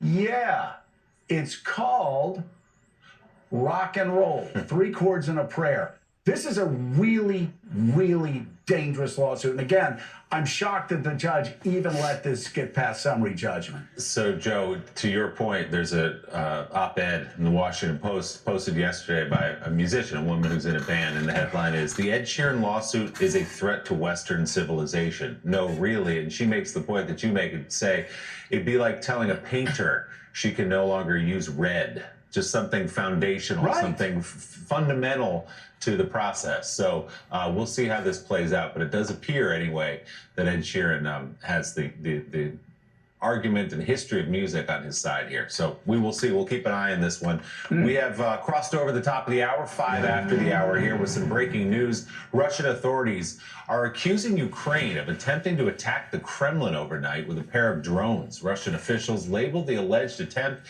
as a, quote, terrorist act, saying the Russian military and security forces disabled the drones before they could strike. The Kremlin... Boy, if that ain't calling the pot calling the kettle black. Calling it a terrorist attack. Why the world has sat idly by for the past year and watched a terrorist attack innocent men, women, and children that didn't have nothing to do with a military stance. Is that not hypocrisy or what? I mean, everybody knows what's went on with the attacks coming from Russia. We've seen it with our own eyes. Schools being demolished, hospitals being demolished, daycare centers being demolished, fraternity wards being hit, rural areas, compartment complexes being attacked. There was just a recent apartment that got attacked. I think it killed over 25 people. Took out a third of the building complex. Probably destroyed, I'm going to say probably at least 50 to 100 different apartments in that one apartment complex. And now this guy is saying that it was a terrorist attack? Give me a break. Where in the hell is people's logic if they can't see through this? Even if it was an attack by the Ukrainians, to me, this is my opinion, I don't cost you nothing, but to me, they should have already been attacking the Russians on their own territory. Because you have made war with these people. You are killing innocent men, women, and children. This is the consequences in going to war. Is that whenever you first punch the first punch, there's going to be other punches that's going to be punched back. This is part of the war strategies. And to tell the Ukrainians that they're not allowed to use these war strategies the same as any other rootless war, I think, this is just me personally, I think it's crazy. I think it's ludicrous. Why would you want to tie a country's hands like that and tell them the only thing that they could do was try to dismember the missiles that was coming over into their territory, or shoot those that was actually in your territory that has walked into the dividing lines between the Russian property versus the Ukrainian property? In other words, you're just on a defense. You're not on an offense. Somebody has told the Ukrainians that the only thing that they could be during this war was on a defense. Well, if that be the case, the leaders of Russia, the guy that you're looking at right there, he can pick and choose towards who he decides to want to go to Russia, go to the Ukrainian side and take a chance on them either being injured or killed. They can basically pick and choose who some of their worst people are the people that they want to put on the front lines and taking that chance towards to begin with. Every war that I've ever read about in the Bible did not go along this way. Of course, I realize today wars are fought differently than what they was back in the Bible days, whenever they only had spears and swords and daggers and stuff like that. But still, war is war. That's where the concept come from. All is fair in love and war. So what somebody is trying to do is take the concept of combat strategies away from the Ukrainians, and to me, that is absolutely preposterously ludicrous. So that means that anytime Russia decides that they're going to punish another country, they can punch at them, they can destroy them, they can genocide them or try to genocide them, and there's not going to be no consequences in their punches. When did that become a combat tactical rule? Unbelievable. That's how crazy that our judicial justice system, that tells you about the frame of mind that certain individuals over here in America has, and it basically goes to the same frame of mind towards the right to be able to the protect your palace law. It says that you have a right to protect your palace. As long as there's nobody breaking into your home, as long as they're not breaking out the windows, as long as they're not kicking down the doors, you're supposed to sit there. It doesn't matter if they're in this shed, that shed, if they're over here in this garage, or if they're breaking into this, or if they've tore up this, or if they've mutilated this. That means you're just supposed to sit idly by and leave it to the law now. You're supposed to call the police and let the police do your job for you by the police intervening. Well, in the meantime, the police has got to get there, number one. Police has got to catch them doing it, number two. And number three, then the police has got to capture them and punish them because of it. What is the odds of the people that's violating people's rules and basically doing this type of damage? What is the odds of them being caught this way? Unless you just got lucky and you got cameras set up, or maybe you got some sort of booby traps, in which the way that I understand the law, you can't even put booby traps on your property no more in capturing people, either in a net or in a cage, or them wind up falling into a hole somewhere. Way I understand it, you can't even protect your own property that way. The only thing that you can protect pertaining to your property is the inside dwelling place where you actually live. Well, that goes back to the frame of mind pertaining to the Ukrainians. The Ukrainians, knowing good and well that they're being punched at, they're being mutilated, they're being desecrated by their enemy, and now they're not allowed to punch back. And the only time that they are allowed to punch is whenever the bombs or the men have actually crossed over into their domain. Wow. When did we decide that we was going to fight our battles this way? Once more, it leaves the accountability issues off the table in regards towards somebody like Putin decides to want to punish another country and decides to want to bounce on them, that the people that's being bounced on is just supposed to sit there and take it. Unbelievable. I've never seen such messed up mental mentality in how people think that today we're supposed to handle other people's affairs. Because I guarantee you, if we was being punched at that way, if we was having bombs blowing up on us, other than us just knocking them out of the sky and sitting back and watching the damages pertaining to the carnal damage that was being conducted, we would figure out a way of infiltrating not only the bombs, but infiltrating the person that was creating the damage to the bombs, that was bringing the bombs over here to us. That's the penalty for making war. That would be like saying Lucifer, the devil himself, is not going to be held accountable for causing the problems that he has caused in the heavenly kingdom and the earthly kingdom. No, my friends. That's not true justice.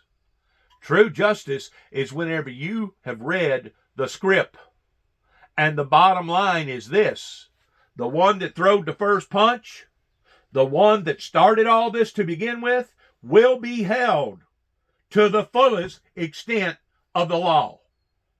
And the law I'm talking about is not man-made laws. The law I'm talking about is God's law. And that's true justice. That if you've committed such of an act to be bold enough to throw the first punch, these are going to be the consequences for doing so. Now, that's how you maintain law and order. That's how the Heavenly Father is going to maintain order in the heavenly kingdom towards the new heaven and the new earth. He's going to make an illustration out of what has happened here with this Luciferian Lucifer that has done this. And everybody's going to know from that point on. Now you can say, well, that's a tyranny type God. Well, you can call it a tyranny type God. You can call it a dictation God. You can call it a bully God. But God is going to be God, and he's going to remain to be God.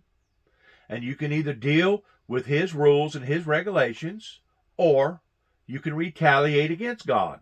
But just understand that whenever you do retaliate against God, there's going to be severe consequences.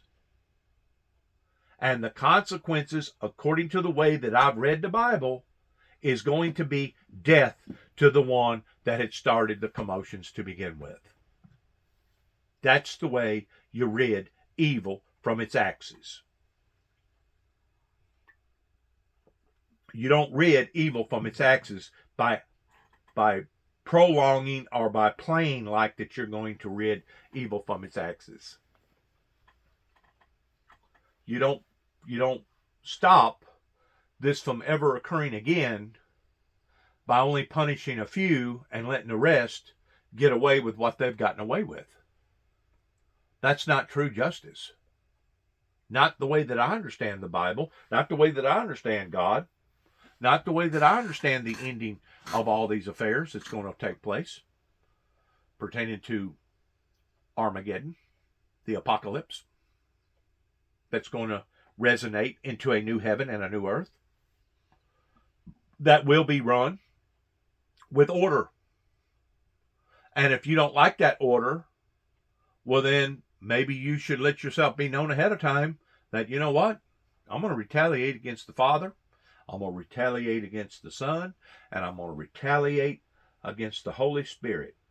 And the way I'm going to do that is by breaking every commandment of God, and I'm going to basically become an anti-God, an anti-Christ, and because of it, I'm willing to ultimately pay the ultimate sacrifice in doing so. Well, that should have been the grounds of whenever this individual that you're looking at right there by the name of Putin, that should have been the ground law of him knowing once he stepped over that threshold, especially declaring war on the civilians, innocent men, women, and children, in committing such heinous acts, just as bin Laden did towards attacking civilians here in America, just like we have seen the Saudi Arabians attacking the Yemens over there in bombing weddings, bombing funerals, bombing hospitals, bombing other type of facilities that the Yemens was trying to take care of themselves towards. That is considered a terrorist act. What bin Laden and those compadres done coming from Saudi Arabia, in the eyes of the world, in the eyes of the sensible people in the world, is considered a terrorist act. Still to this day, true justice has not been served pertaining to going after the people that obviously brainwashed all them people that masterminded 9/11 to begin with. That's the areas that I continue to keep hammering home on again and again and again. And those are the areas that I'm being basically looked down upon. Well, if you're looking down upon my motives, if you're looking down upon my strategies and how that I look at things, then maybe you should look down upon the way God and God's going to handle things. Because it says in the Bible quite clearly, not no ifs, not no ands, not no maybes, that God will come back and will destroy humanity because of the way that humanity is destroying the planet and destroying itself. That these will be the great, humongous, horrendous sorrows that will fall upon humanity in the final and last days towards seeing the destruction that's going to be coming down of the works of Satan, because Satan is going to be basically loosed or leashed to humanity in showing himself just exactly how evil that he truly is. And it was Satan that led us to where we are right now in deceiving all the oil, petroleum, major gas companies that global warming didn't exist to begin with. It was the Luciferian Lucifer that put this ideal in everybody's head that global warming was just a figment of our imaginations. And the whole time, it was not our figment of imaginations, but it was the reality of what that we was doing to the planet. or what we was doing to the atmosphere of the planet pertaining to global warming. So it created environmental deniers. It created global warming deniers. Just like the election that never was stolen, of the Democrats stealing it from the Republicans, it created election deniers. Now, are we going to sit here and look at what's going on here pertaining to Putin and the Ukrainians and say, oh, we're just going to deny that the Ukrainians has a right to retaliate upon to the Russians because it violates somebody's principles? Think about that for a second. And think about this for a second. If you was being bombarded, if your people was being killed day in, day out, and you was already weak to the point that you was running out of bullets, you was running out of men, you was running out of time, and it was just a matter of time before basically Goliath was going to slew David. So you're just going to sit there and be rattled and be ravaged again and again and again before you become so weakened to the point that then you do surrender to this tyrant? That's not what America was built off of.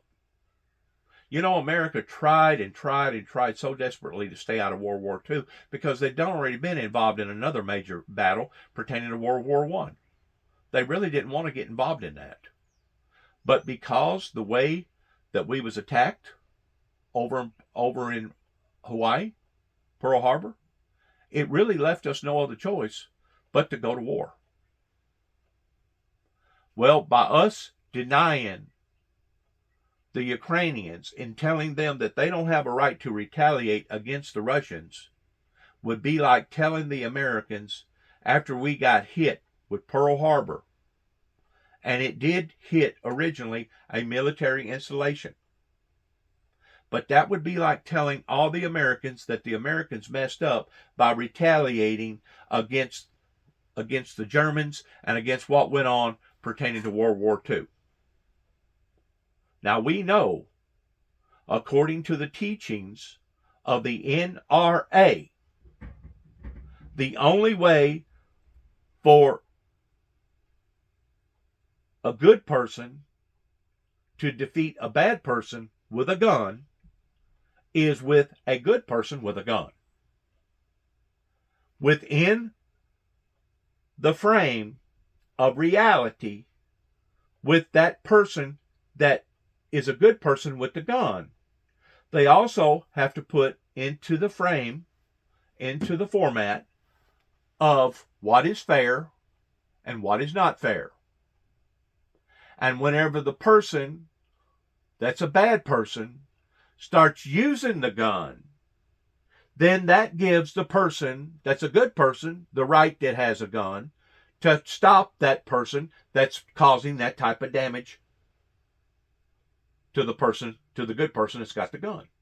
Now, we have looked at this throughout hundreds, if not thousands of years, that this is called justification warfare.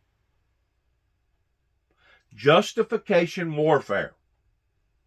Because we have sat by, we have witnessed on TV with cameras and data, and there is no 100% no doubt that the Russians have started this and that they was not targeting military installations, but they was targeting civilians.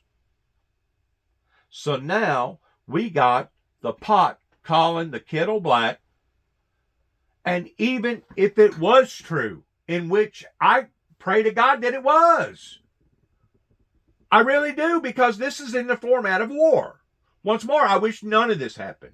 I really do. I wish no bloodshed at all ever occurred pertaining to the war of the Russians and the Ukrainians. But under what I have witnessed and what I have seen, They got it coming to them. And to be quite honest with you, I'm really, really ashamed that it hadn't already reached a level in retaliation towards actually going after the Kremlin. I really am. And I may be putting my own life in danger. I don't know how many Russians are living around me. I know that whenever I was in Nashville, I was renting from one. And they may have the same feelings that I have, but then again, they may look at what I'm saying towards it being unethical, or towards it being cruel, or towards it being ungodly, or towards it being wicked. And if they do, that's fine too. And I may be putting my life on the line by me saying what I'm saying in this video. And that's fine too. But I got a right to tell how I feel and what I'm seeing towards it either being fair or not fair, and explaining the Bible in conjunction in what I have seen out of the Heavenly Father towards what the Heavenly Father declares towards being fair in regards towards what's going to happen in the end pertaining to the Luciferian Lucifer that started this warfare to begin with, started the evil, made the first, basically throwed the first punch. So whenever you listen or watch my video, you have the right yourself that you can either agree or don't agree. Now, what you don't have a right to do is retaliate against me to the point of actually coming out here and trying to commit harm and hurt upon my life because of my opinion about what I'm seeing.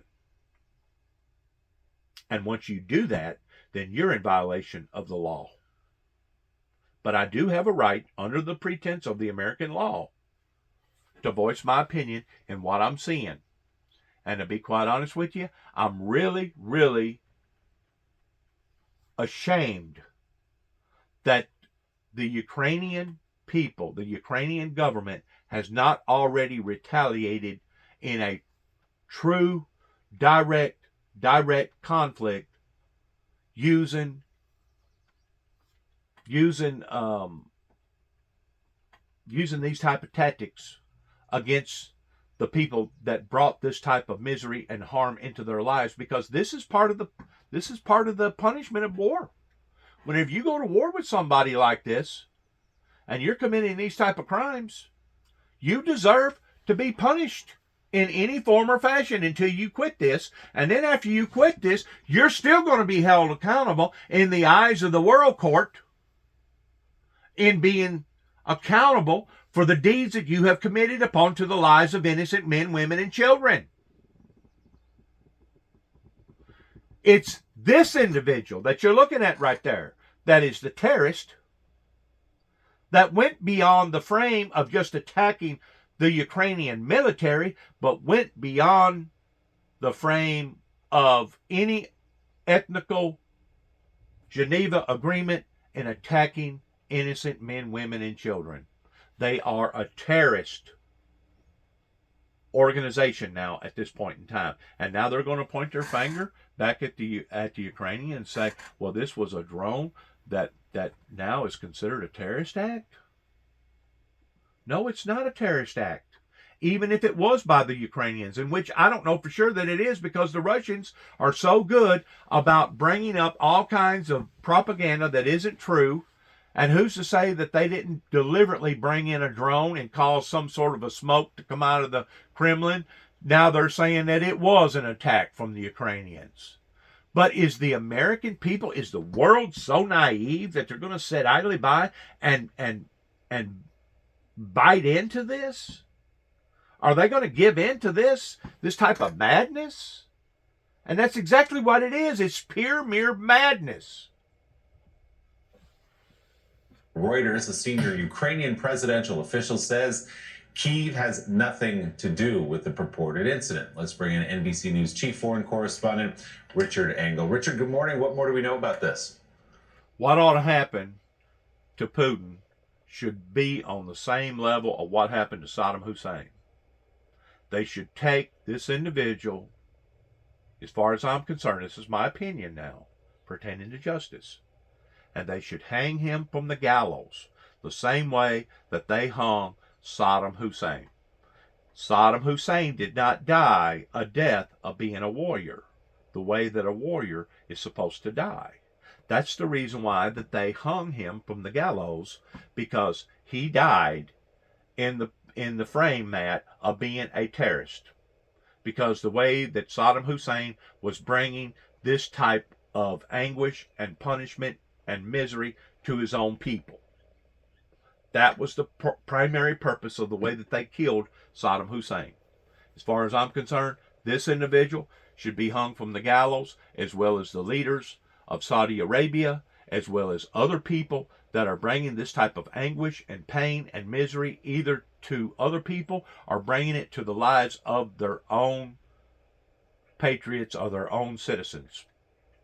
They should be hung by the gallows because they are trying to do something, bring misery. They're trying to justify an unjustifiable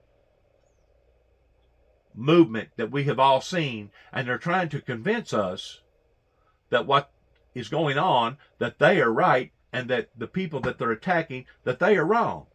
And we know that that is very, very incorrect. That is not how true justice is performed. This alleged attack, it said it had nothing to do with it, and went further by saying that it would be counterproductive, that attacking the Kremlin achieves nothing, and that it could provoke a radical response from Russia.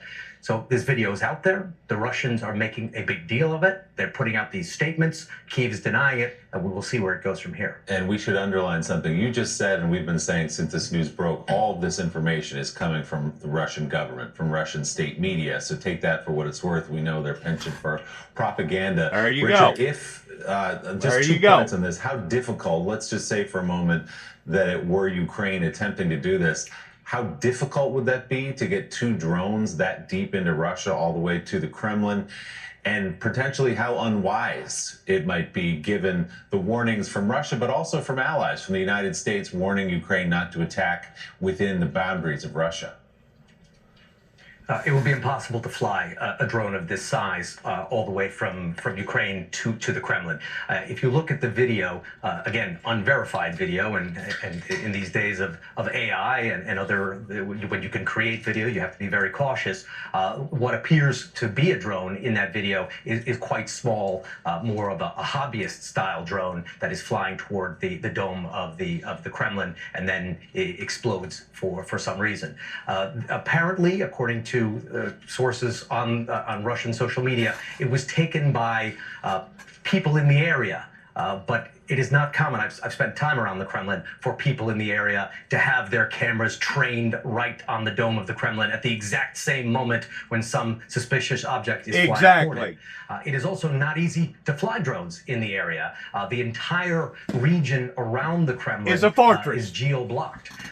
Is a fortress. If you try and use Google Maps, if you try and order an Uber, it doesn't work. Right. If you walk a few blocks away, your phone will work. But I remember last time I was near the Kremlin, I tried to pull up a map and it showed me somewhere in the middle of the Black Sea. So there is a strong electronic presence there and systems to prevent this exact kind of thing. Now, drones, geolocation services can be disabled, but you would need to be fairly skilled at doing that. But you couldn't fly a small drone like that all the way from Kyiv or anywhere in Ukraine.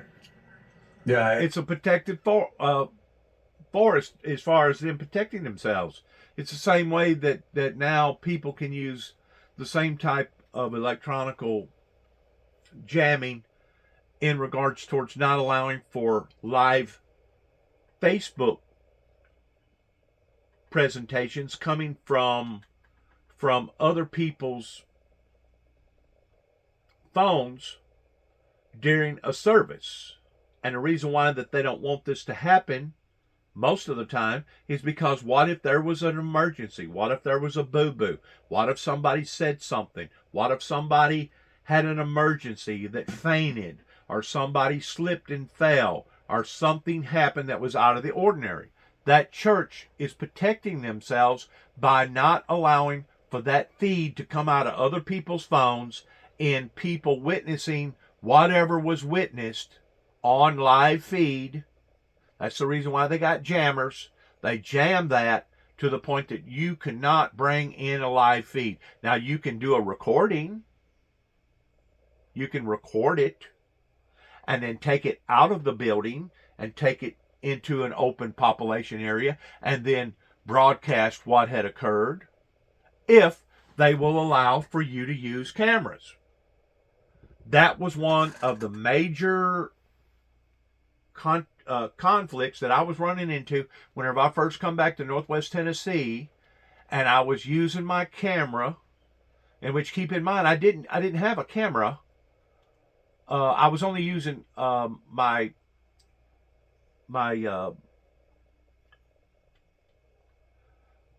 go-go camera, or whatever you want to call it. I don't forgot now the proper name of it that I was using.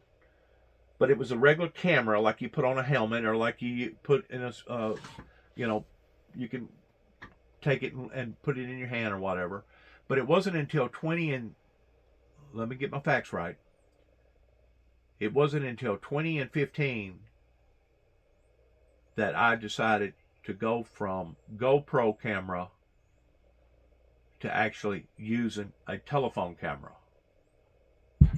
And whenever that occurred, my brother and I, it was either 20 and 15, it may have been 20 and 16. I think it was 20 and 16. My brother and I had done that on 20 and 16. No, it was 20 and 15. 20 and 15, November, right after Thanksgiving, Black Friday. He was in Jackson, Tennessee. He bought a smartphone telephone. I was in Paducah, Kentucky, and I bought a smartphone telephone. And neither one of us knew that neither one of us was going to convert over to smartphone technology at that time. And we both done it on the same day on Black Friday. My brother, David Jeffrey Jackson, that died at the age of 51 in 2017, was becoming acquainted with artificial intelligence pertaining to smartphone technology the same time that I was becoming acquainted with it. But the bottom line is this: all these churches, especially those down there at Jackson, reared up, especially the First Baptist Church down there that I helped build whenever I was just starting into the construction industry in the late 70s, reared up because I had used my telephone to do a recording, not a live shot, but a recording of the services, because I was told that it was acceptable. Just like whenever I was reprimanded by using my phone in the church here in Martin, Tennessee, I was not told, first of all, not to use my phone. Second of all, whenever I look around and I see other people using phones at Central Baptist Church, I realize, well, if you're going to mandate no phones in the building, that shouldn't just be for people like myself. That should be for everybody. If you want to control everything within that body pertaining to your minister of what he's saying, how he's saying it, maybe it's privacy rules that you're looking at. Maybe it's embarrassing scenarios that could happen that you're not willing to want to go through, in which nobody wants to be embarrassed. For whatever reason, you need to put a big sign on your front door and say no video cameras allowed. And that just isn't for the visitors. It isn't just for the guests. Besides that, I wasn't a visitor at the time in Central Baptist Church. I wasn't a guest. I was a member in Central Baptist Church. But I got reprimanded because I was using my phone to video various meetings and various things that was going on in the public eye. Once more, if that church decides that they don't want nobody to have a live feed, you can get the type of equipment that will jam all circuitries around there to where nobody can do a live feed. It will eliminate a live feed. You can't eliminate somebody from doing a video. If you do that, you're going to have to shut down all the whole telephone systems and take telephones away from everybody. Take telephone rights away from everybody. That means anybody that comes through that door cannot have a telephone. And there are certain places that require that. Mental institutions is one of them. If you're a visitor and you have a patient or somebody in a mental institution, by and large, they will not allow for you to walk in there with a telephone. Why? Because you're in a mental institution, and at any given moment, something could go haywire. Something could come off the charts to the point that 5 or 6 or 10 individuals would have to immediately entrap or stop an individual from going wild or going off the charts as far as becoming violent. And they don't want that videoed so people can get out here and humiliate that mental institution that had to use those type of tactics to be able to stay in control. I know Hell's Angels, whenever you go into any of their private meetings, you're not allowed to have no telephone on you or around you. And you better not be caught with a camera. I know in Los Alamos, New Mexico, pertaining to the laboratory up there, that they got big billboard signs that tells you that you are not to be videoing anything in Los Alamos, New Mexico. And if you do, and if you get caught doing it, the authorities has the permission by law of confiscating your camera or your phone from you. So yes, it is a way to protect yourself regarding what the Russians have set up around their fortress. By their left actually having Sergei Lavrov condemn Fox News for firing Tucker Carlson, and then posting hoaxes about baby drones hitting the Kremlin. Yeah, I mean, look, let's remember that, I was a Moscow correspondent back in the early days of Putin. He has obviously iron-fisted control over this country, but that doesn't mean he doesn't have domestic politics. And the domestic politics for him are to keep outrage at the Ukrainians, to stoke anger at Kyiv in order to keep justifying the war. They haven't had a lot to justify the war lately. They haven't had any battlefield successes that they can point to.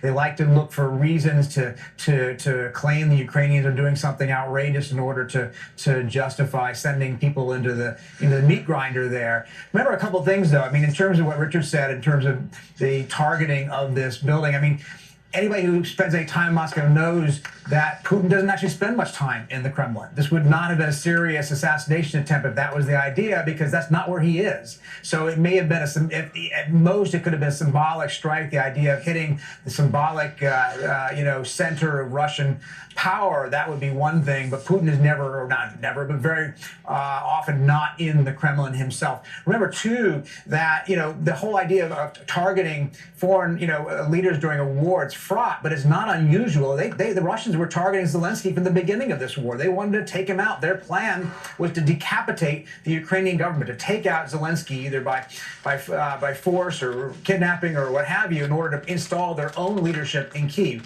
The United States did the same thing, by the way, at the beginning of the Iraq War, 2003. The very first strike in that invasion was at a building that they thought that Saddam Hussein was at. So the idea of targeting a leader during wartime is not unheard of, but it's not the kind of thing that the Americans want the Ukrainians to do, as has been said. These leaked documents show that there was a desire on the part of Kyiv to strike Moscow on the anniversary. Well, how hypocrite is that? It's okay for us to do it. In other words, do as we say to do, but don't do as we have done pertaining to war.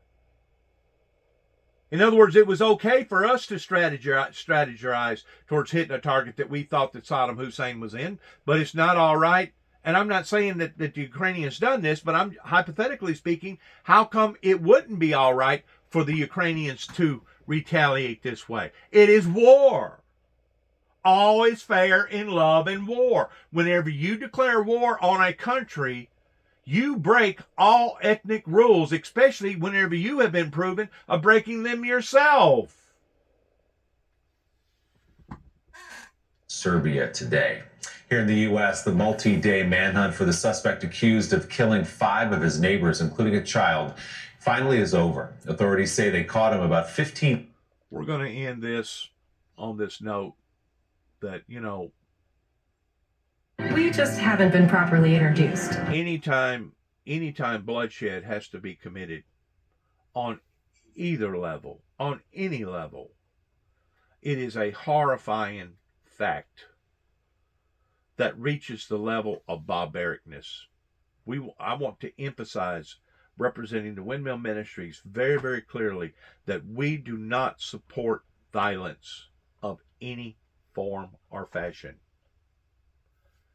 If anybody should have retaliated against their own leader in doing what their leader has done to the Ukrainians, it should have been within their own party.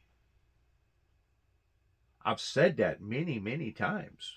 They should have formulated a coup, and the way that I understand it, there has been thousands, not just hundreds, but thousands of people that's retaliated against the war that has had to suffer consequences on doing so. They put them in jail. They usually give them a 10-year sentence, or because the war has lasted as long as it has, I'm pretty sure by now they've already put them in court, a lot of these people, and give them the opportunity. Well, I tell you what, we'll break all commitments pertaining to punishing you for what you've done if you're willing to go to the front lines yourself and fight. Now, that is a dirty, dirty way of treating your own citizenship. But trust me, that is what has went on with the Russians pertaining to the people that stood up against the war that now are being punished. They're either going to be punished by remaining in jail, and who knows what kind of sufferings that they're having to go through because they have stood up against the war, or they've been given the opportunity of going to the front lines. Either or, you're going to suffer. You're going to suffer because you've spoken up against the king over there in Russia. And you got to look at it in the aspect that it is a kingdom, but it is just exactly what Ronald Reagan said, that it was a evil empire. It was a evil kingdom. And now we're seeing just exactly the words that Ronald Reagan talked about in the aspect of proof is in the pudding, just exactly how wicked and how demonic and how wrong that the Russians, the oligarchs over there, have been for years and years and years, the way that they dictate to their own citizenship. Now, they have opened up a little bit within the past 30 plus years in giving the appearances of wanting to become a democracy. That's kind of like the way that China officials over there supposedly have elections towards voting in their king or their leader. But in reality, it's only a facade. It's only a gimmick, per se. Because if you go up against China's leaders, you will suffer immensely. Even if it's gang related, even if it's an uprising in that country. And we have seen that now for the past few years on TV, that the China officials cannot deny. A matter of fact, whenever it comes to the freedom of the Uyghurs, I think it's the Uyghurs that's been imprisoned over there, you can't deny what that you're doing and how that you're doing it. That's just like Russia over there. You can't deny that they have been targeting innocent men, women, and children. That is, in fact, a terrorist entity act. As far as I am concerned, people like this does not deserve a honorable warrior type death. The same way that Saddam Hussein did not deserve a honorable warrior military type death. And that was the whole purpose of the way that they killed him. It was a very, very disrespectful way of killing a military leader like that. Their own people in Russia should rush immediately towards stopping this before other people are going to have to do their jobs for them. And I think that's probably the reason why America has been so sensitive in these areas towards not allowing for the Ukrainians to basically go in there and commit these barbaric acts, is because they knew that it would lead into something even greater. Well, it may. And to be quite honest with you, it's justifiable if that was a drone from the Ukrainians, in which I don't think that it was. I think it was a made-up play. I think it was a deliberate propaganda in trying to make them look like that they was the monsters, and the whole time the monsters are the very people that's been bombarding and slaughtering the Ukrainians. And if the world can't see that for what it is, then either they are blind in one eye and can't see out the other, or they themselves is of the same cloth that what the oligarchs are pertaining to this type of tyranny. And you have to admit, it is tyranny in the fullest. In the fullest. In what we're seeing with the Ukrainian-Russian war.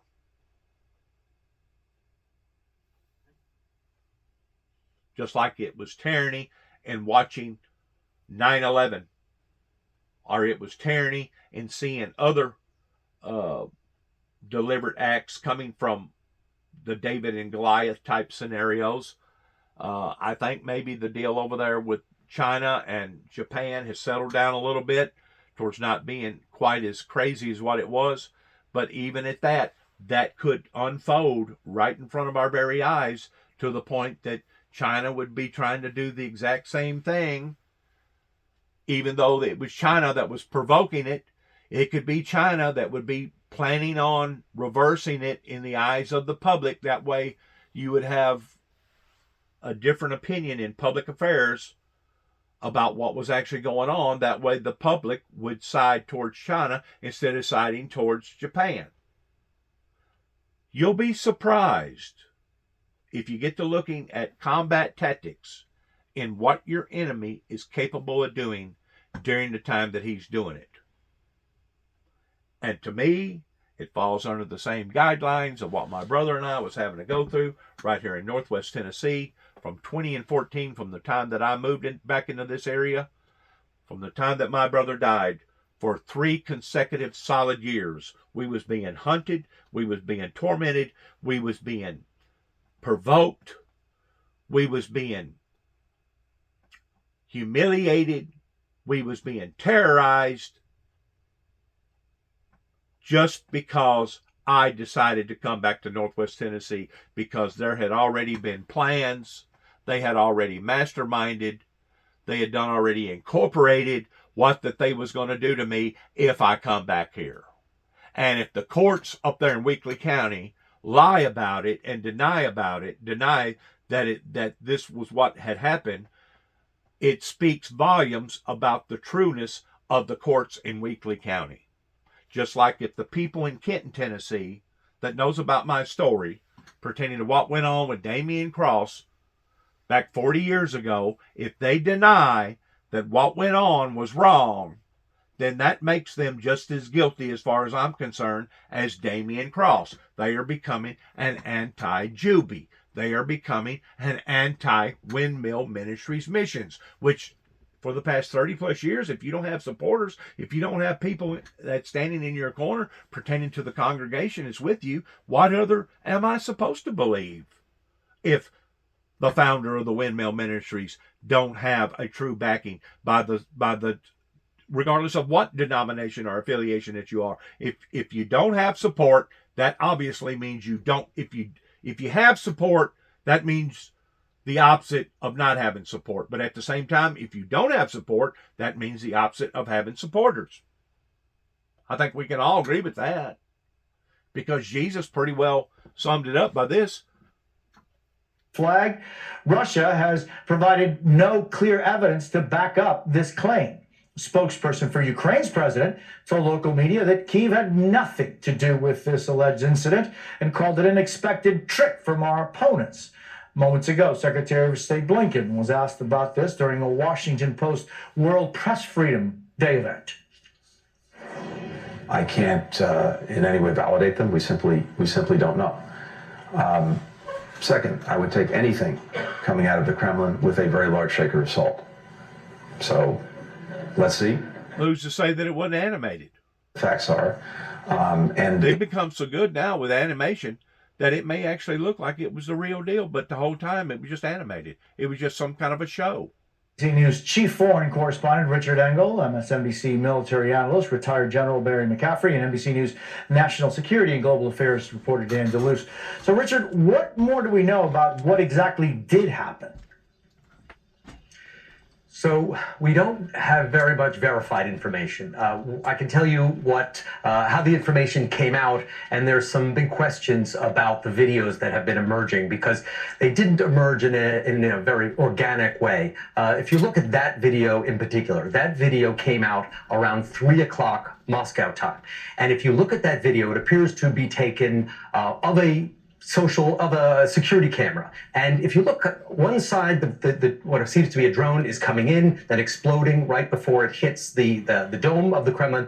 But on the other side, where the graphic saying who took the video is, that seems to be the reflection of someone filming the video. You can see a bit of cabinetry behind them, and someone is now backing out of the screen. So someone taking video of a screen with a cell phone or with another kind of camera. Again, this video came in around 3 p.m. Moscow time, and it shows the alleged moment of impact by this small drone, a hobbyist style drone.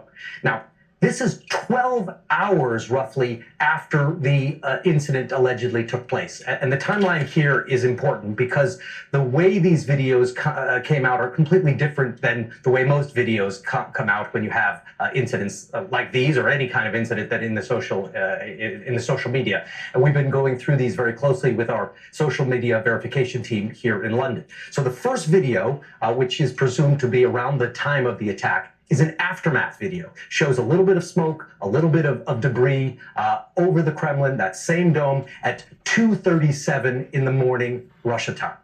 That was it. Then everything went quiet, and it went out on Telegram, which is a very popular encrypted app used in Russia and all across Eastern Europe. Then 12 hours pass, then around 3 o'clock, several videos came out, all of them of much higher quality, including the one that you just showed, which is the highest quality, that shows not just the aftermath, but goes back in time and shows the attack allegedly happening as it happened. Also, it does seem that something did happen, going back to that video again. You see two people are walking up the dome scaffolding. Unclear why they would be walking up at the dome scaffolding at 2:30 in the morning, but when there is that explosion, they react a little bit, which suggests that something actually did happen. In other words, like it was framed. And I'm sure it was. They planned it out in making basically a back shot. That way they could make it look real. But where they failed was like he was talking about. How come? Let's back it up a little bit and see if we can frame it the way, yeah, right there.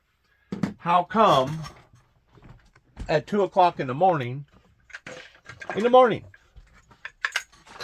you got people that's here and here walking up to the top of the palace or Kremlin or whatever you want to call it there, that you got this going on? I'll tell you why. Because they was anticipating this. This is what they wanted. This was a planned out, framed deal to where you can see it frame by frame here. If I can get this thing to go like it should. There you go. Now it's moving. It's moving. It's moving.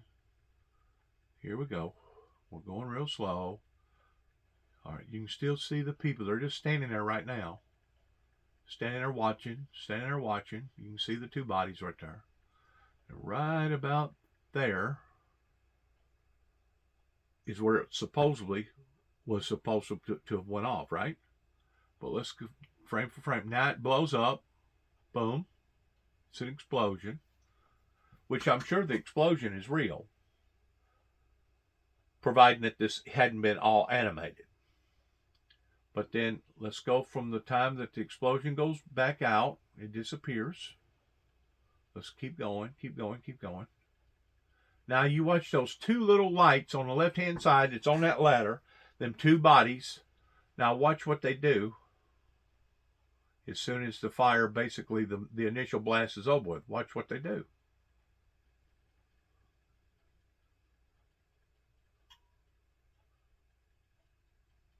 They start moving up the ladder. Let's back it up again. Right there. A little bit, which suggests that. Now watch them. They're moving.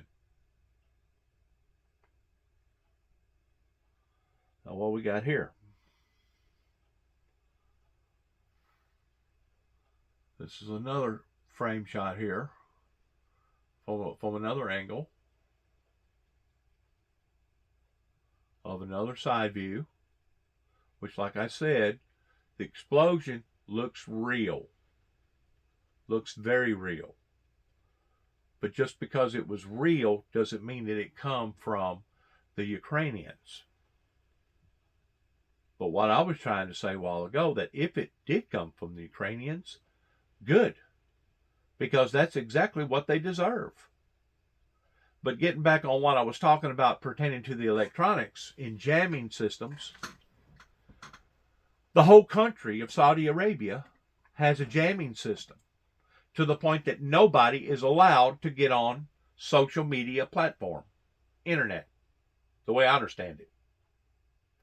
That means anything that the authorities does or don't do, anything that the Saudi Arabia government decides that they want to dictate, brainwash, enhance, or hide from their citizens, it is the authorities that has that power over their citizens.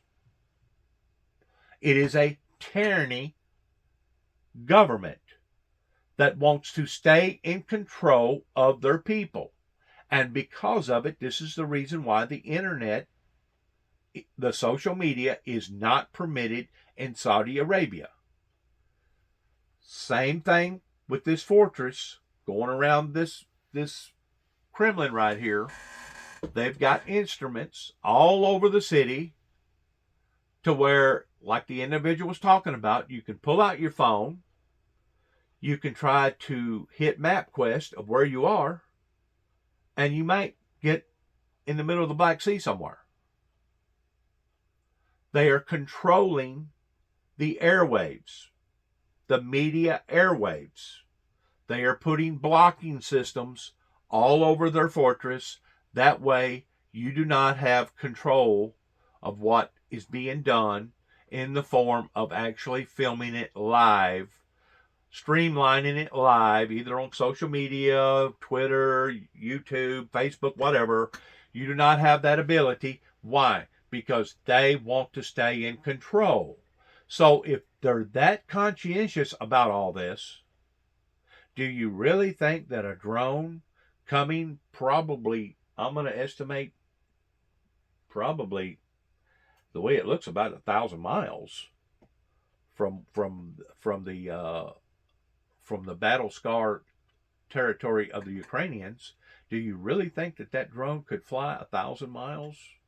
And I may be off in my statistics. It may be more like 1,500 miles, but then again, it may be no more than 500 miles. But by looking at it on the map, it looks like it'd probably be about 1,000 miles. Do you really think that a drone has that capability, a small drone like that, to be able to do that? No. And plus, do you really think that it would be able to do that indisguisably and not being seen if they've got all that type of equipment protecting that fortress? No. The answer is no to all the above. No, no, no, no, no. This has all been framed. It was planned. It was deliberate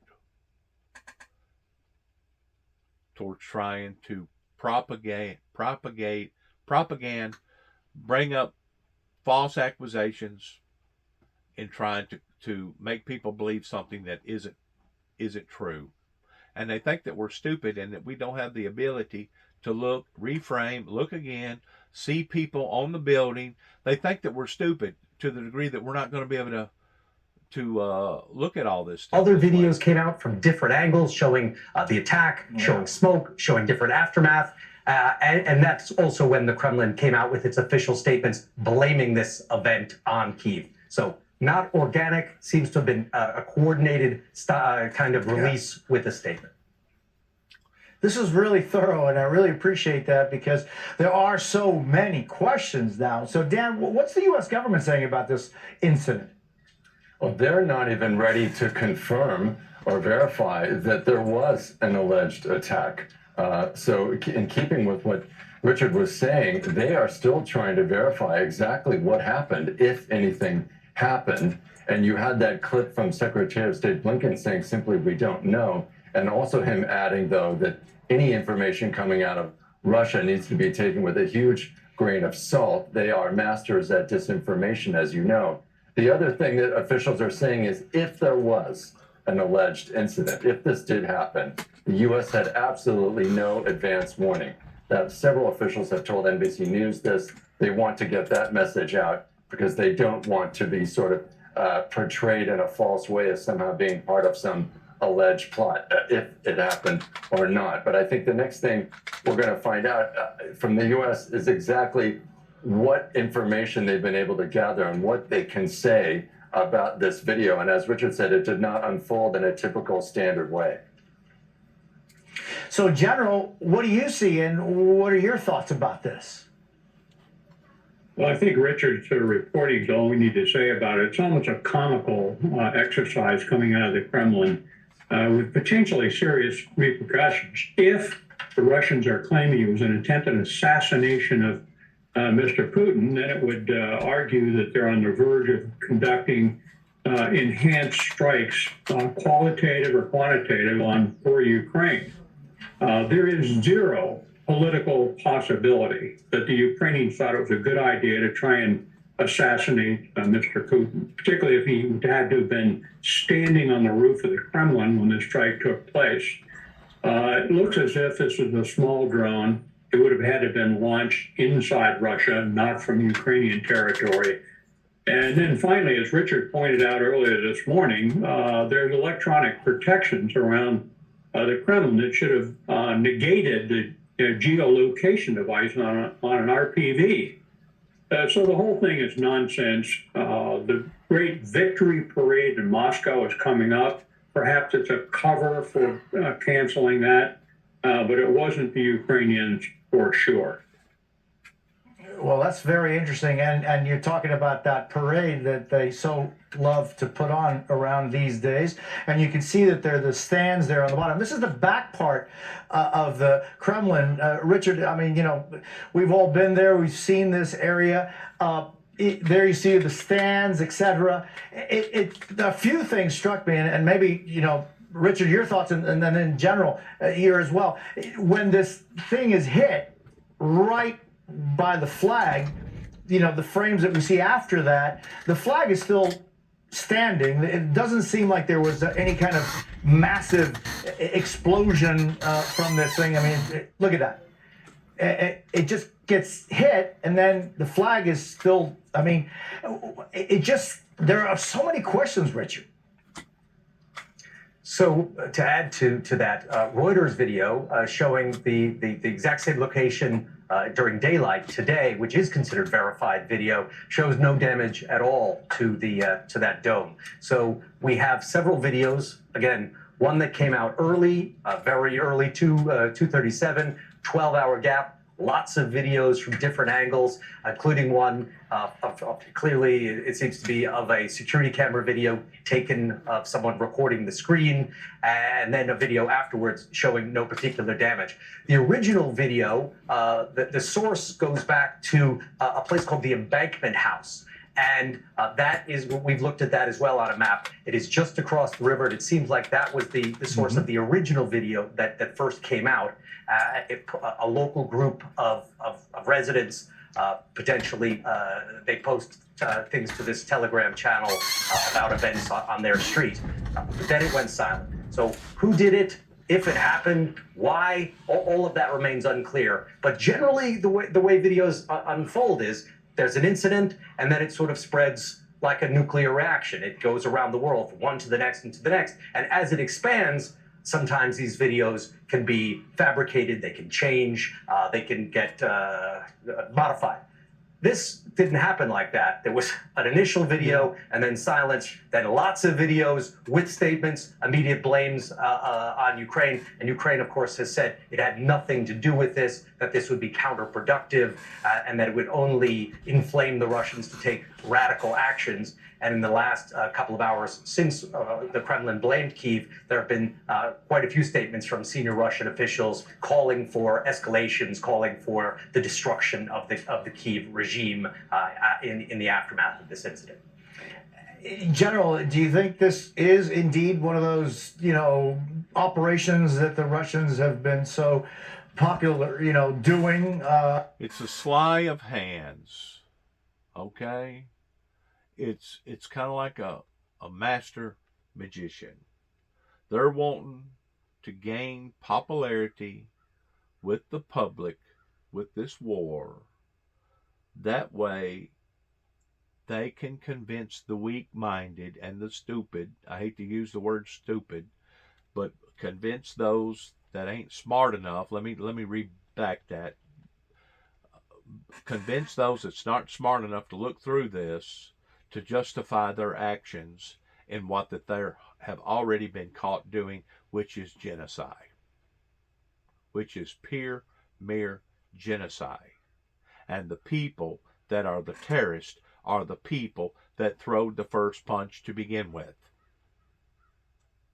That's what I keep continually using the Bible as an illustration, that it's the devil, Lucifer, the satanic, demonic figures that throwed the first punch,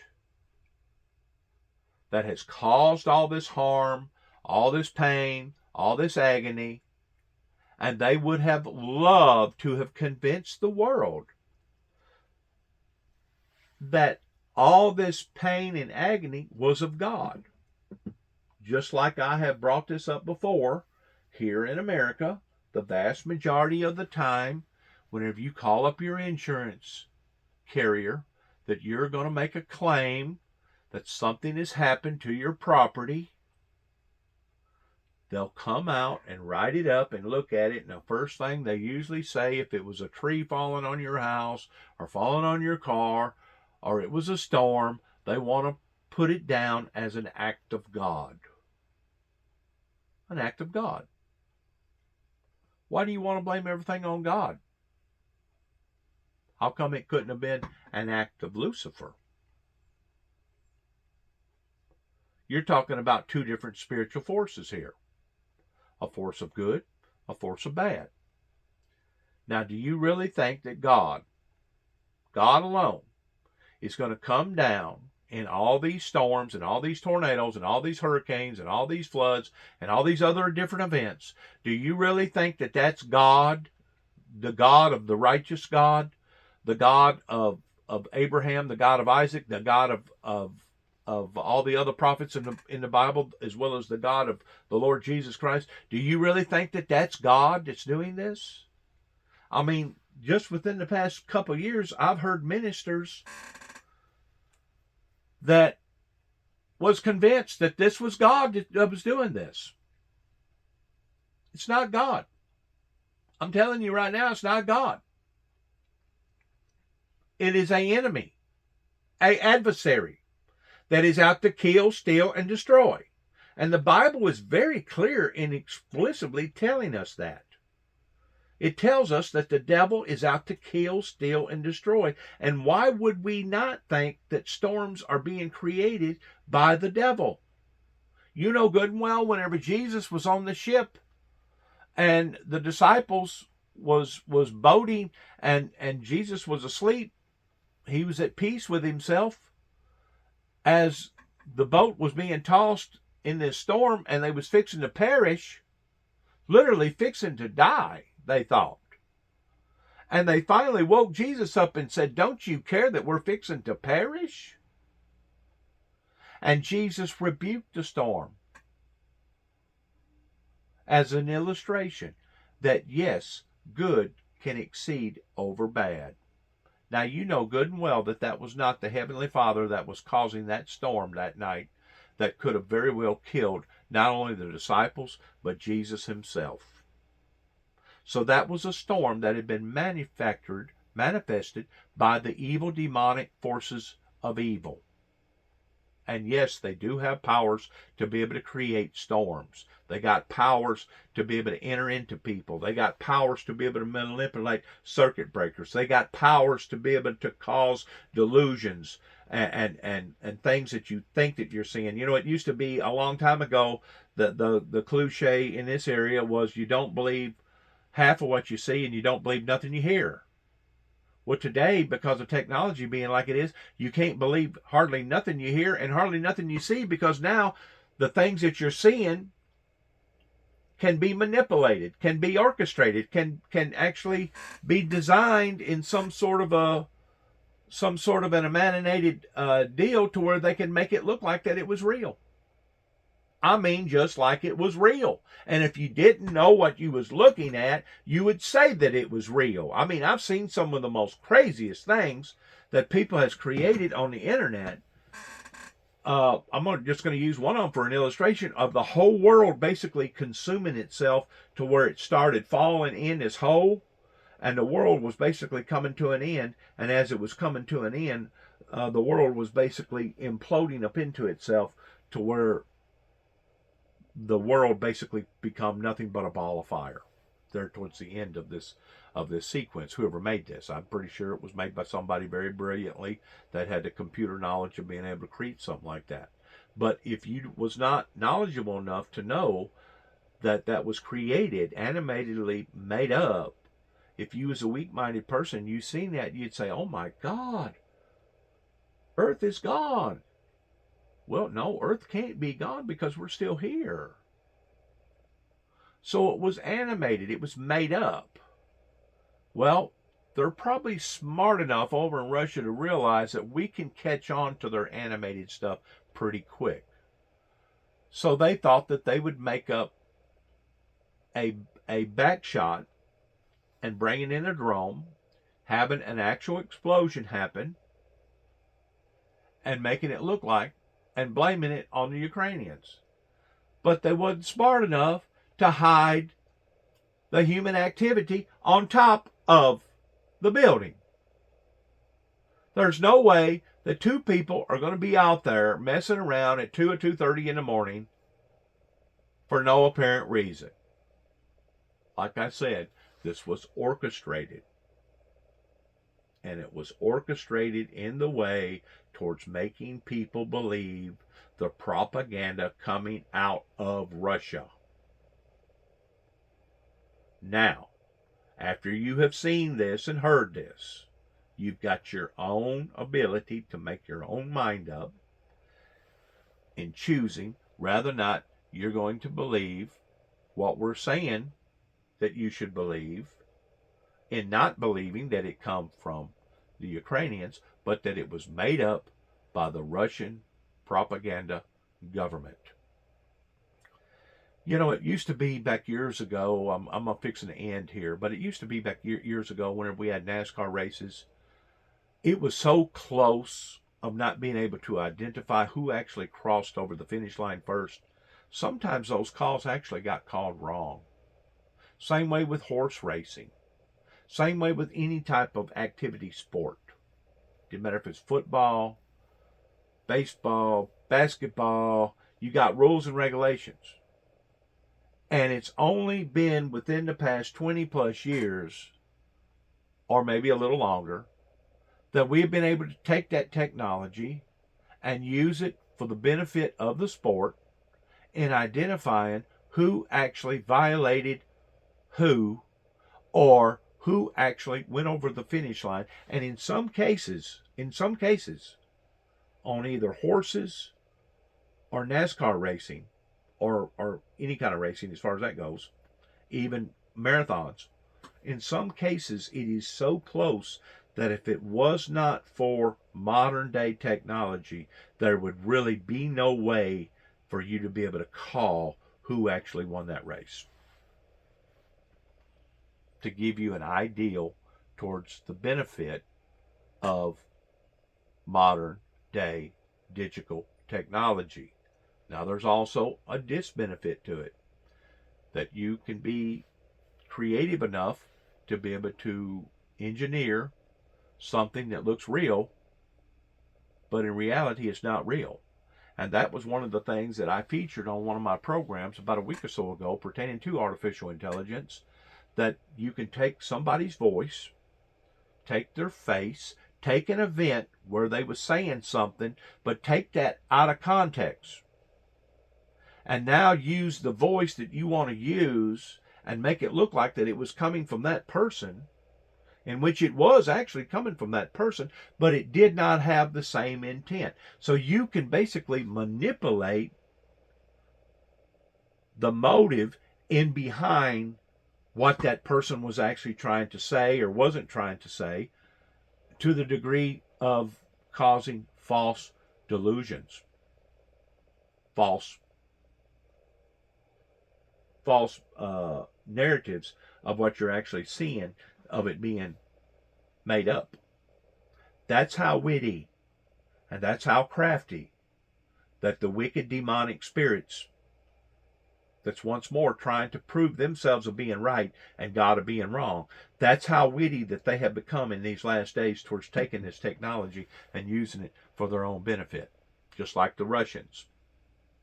Just like the Russians taking this explosion, making it look like that it was a drone, in which it was a drone. You could see that it was a drone, and there was an explosion. There was an actual explosion. But what they failed to do was take out the two men. So they've actually gotten captured or caught in their own trickery. I'm going to use the word trickery, in trying to trick people in believing that that was actually coming from the Ukrainians. But my point is this: even if it was, in which it wasn't, but even if it was, it would be justifiable in bombing the Kremlin, because the people in Russia are not willing to stop their own dictator, their own rootless crazy man that's basically leading them down this road of doom and gloom. And because they're not willing to do it themselves, obviously somebody is going to have to do it for them. Once more, these are the rules of engagement. These are the rules of war. All is fair in love and war. And whenever the Russian oligarchs decided that they was going to go to war with the Ukrainians, it's one thing to go to war with another military installation, but it's another thing to go on a genocide trip towards trying to genocide everybody out of that area. And that's exactly what the American people have been witnessing, and the world, for the past year now, that the Russians have been purposely doing things and making it very obvious that they was not, it wasn't a stray bullet, it wasn't a stray bomb. Only in some certain situations that I've looked at, and this last one was one of them, but I tend to wonder if that could even be possible, that their instrument gauges was so off that they wound up going astray, I don't know how many miles it was, to the degree that they hit that building, they hit that apartment complex and killed 25 plus people, and God only knows it, the people that they injured. People that they injured. Once more, we're dealing with very sensitive times. We're dealing in very, very precarious, just as the Bible talks about, that these will be the days of basically uncertainty, perilous times, which means dangerous. We are dealing with dangerous events that can pop up at any given moment, at any given day, at any given time, that can be very, very deceptive unless we're willing to look at it, break it down, analyze it, debate it, talk about it, lay it out the way that it should be laid out. Because even digital technology can be manipulated. Even digital technology can be manipulated. We're dealing in very, very uncertain times, to the point that now you not only don't believe nothing that you hear, but you basically don't believe nothing that you see. Because now it can be just as well engineered in what you're hearing as much as what you're seeing. We're dealing with very, very dangerous moments and times in history. Probably more so dangerous than now than what it has ever been. Because of this monster that has come on board, that has made everybody believe that it was the smartest, best thing since the invention of toilet paper, basically, regarding artificial intelligence, regarding digital software, quantum physics, that now people can go in and now basically create all kinds of images and make it look real.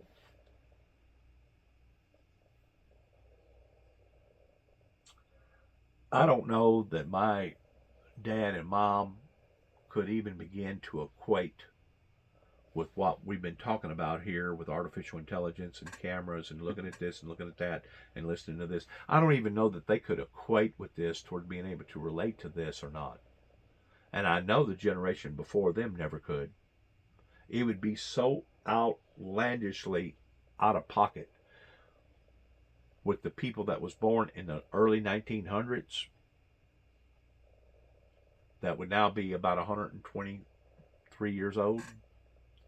If they were still living to this day, they could not relate to the trickery that can be done right in front of your eyes while looking at a screen and thinking one thing while the whole time it was engineered. I don't even think that they could begin to imagine that these things was possible. Like I said, whenever I was growing up, the concept around here was don't believe nothing you hear and only about half of what you see. Today, that equation has changed. Now you don't believe nothing you hear and don't believe nothing you see, because it can all be animated. Nothing but a bunch of smoke screen, bunch of mirrors and smoke and just a bunch of lies. And if we're not on to our adversary in having these abilities of being able to do this, then we are going to be left vulnerable and we're going to be hit, blindsided, and probably destroyed. That's the reason why God brings smart people into the world. That's the reason why we have military generals. We have people out there that can identify the differences between something that is real versus something that isn't real. You know, whenever Donald Trump talked about fake news, whenever Donald Trump talked about fake this and fake that, we are really living in an era right now of so much manipulation that can be fake.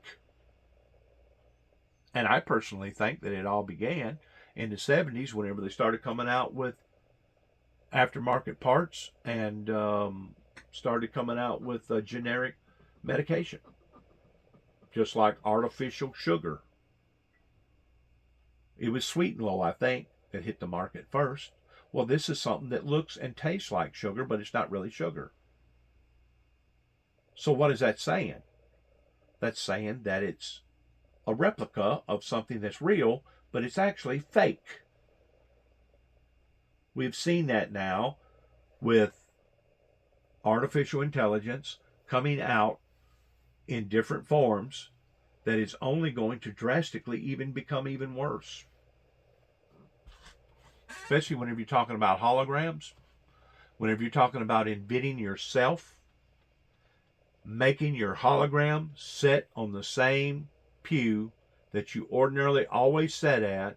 Let's say you was a loner and you always sit to the very back of the pew on the far right side. You've been doing this now for over a year. And you was kind of a really, really strange loner person to the degree that you come in secretly and you left secretly. You come in secretly, you left secretly. Well, let's say that you decided that you was going to do something malicious. And you had the capability of creating yourself pertaining to this imagery of this hologram.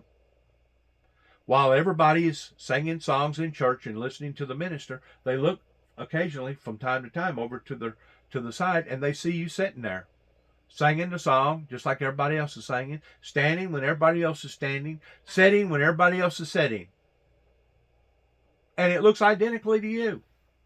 While in the meantime, you're in an area committing crime. Maybe you're actually killing somebody. Maybe you have killed somebody. But now you got all these alibis that says, oh, no, it couldn't have been Jim. He was in church this morning. We seen him on pew 3, down by the right-hand side where he always sits. That couldn't have been Jim that done that. But I'm telling you, we are walking into an area that is crucial pertaining to the prophecies coming true, that we are living in perilous times, to the degree that now just about anything can be manipulated. The trickery of the hands, kind of like a magician, in making you think that you're seeing one thing, but in reality, it's actually something else that's being created. Like I said, I don't think that the people that was born in the early 1900s could relate to what's happening. They would say it would be impossible. It's kind of like when my grandfather, before he died in 1969, and they landed on the moon, they wound up blasting off and going to the moon.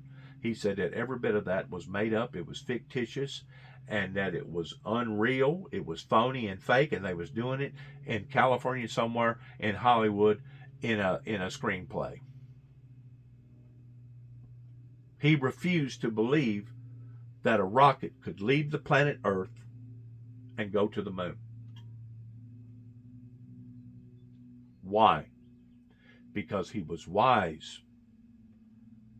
But he wasn't wise enough at that time to realize the advancement of technology, that yes, we can actually fly airplanes in the sky, and yes, we can actually go to the moon and other parts of the universe now. In other words, believe it or not, Grandpa, the world is not flat. It really is round.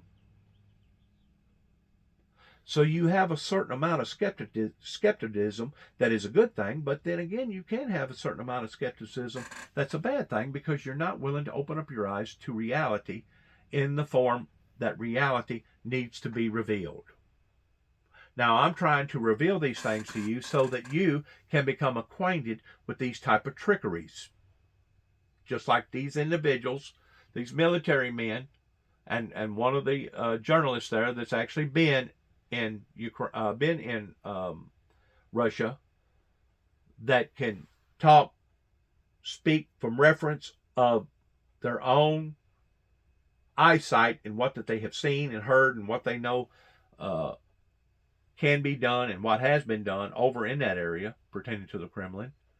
They're trying to give us a heads up towards what's happening here. That way we don't fall for a lie, hook, line, and sinker, in siding with Putin, that now the Ukrainians should be looked upon as being terrorists versus the Russian government should be looked upon as being terrorists. That's what they're trying to do. They're trying to pull the wool over people's eyes. Good try, just didn't make it. Do you think this is something that we're going to see a reaction to? Well, we have to assume that since it's on the face of it, obviously not a Ukrainian long-distance drone attack on the remote detonation before it hit the top of the Kremlin, it looks like utter nonsense from that practical perspective. So why are the Russians putting this out there? And one might be the parade. Another is their increasing apprehension about the pending Ukrainian counteroffensive, 9 newly equipped armor brigades. And then finally, I listen to Russian state TV translated, and the rhetoric, which Putin is also apparently listening to nonstop, the rhetoric out of the nationalist figures on Russian state TV sound insane. It sounds like Goebbels, Nazi Germany, 1944. The desperation in their rhetoric is simply astonishing. So Putin may be going unstable on us and have come up with this as another device to throw out in the public pending Ukrainian offensive. Richard Engel and Dan DeLuce, thank you very much. In general, if you would stay with us, because we're going to have a conversation on another issue which we really value your opinion on as well. Will be just coming up later. We'll be back in just 60 seconds with the very latest from Texas, where a shooting suspect has been caught after a 4-day manhunt. You're watching Jose Diaz-Balart Reports on MSNBC, and I'll see you in 60 seconds. Good luck to all of us.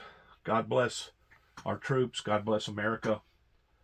God bless our endeavors towards where we go from here in these very, very dangerous, uncertain times.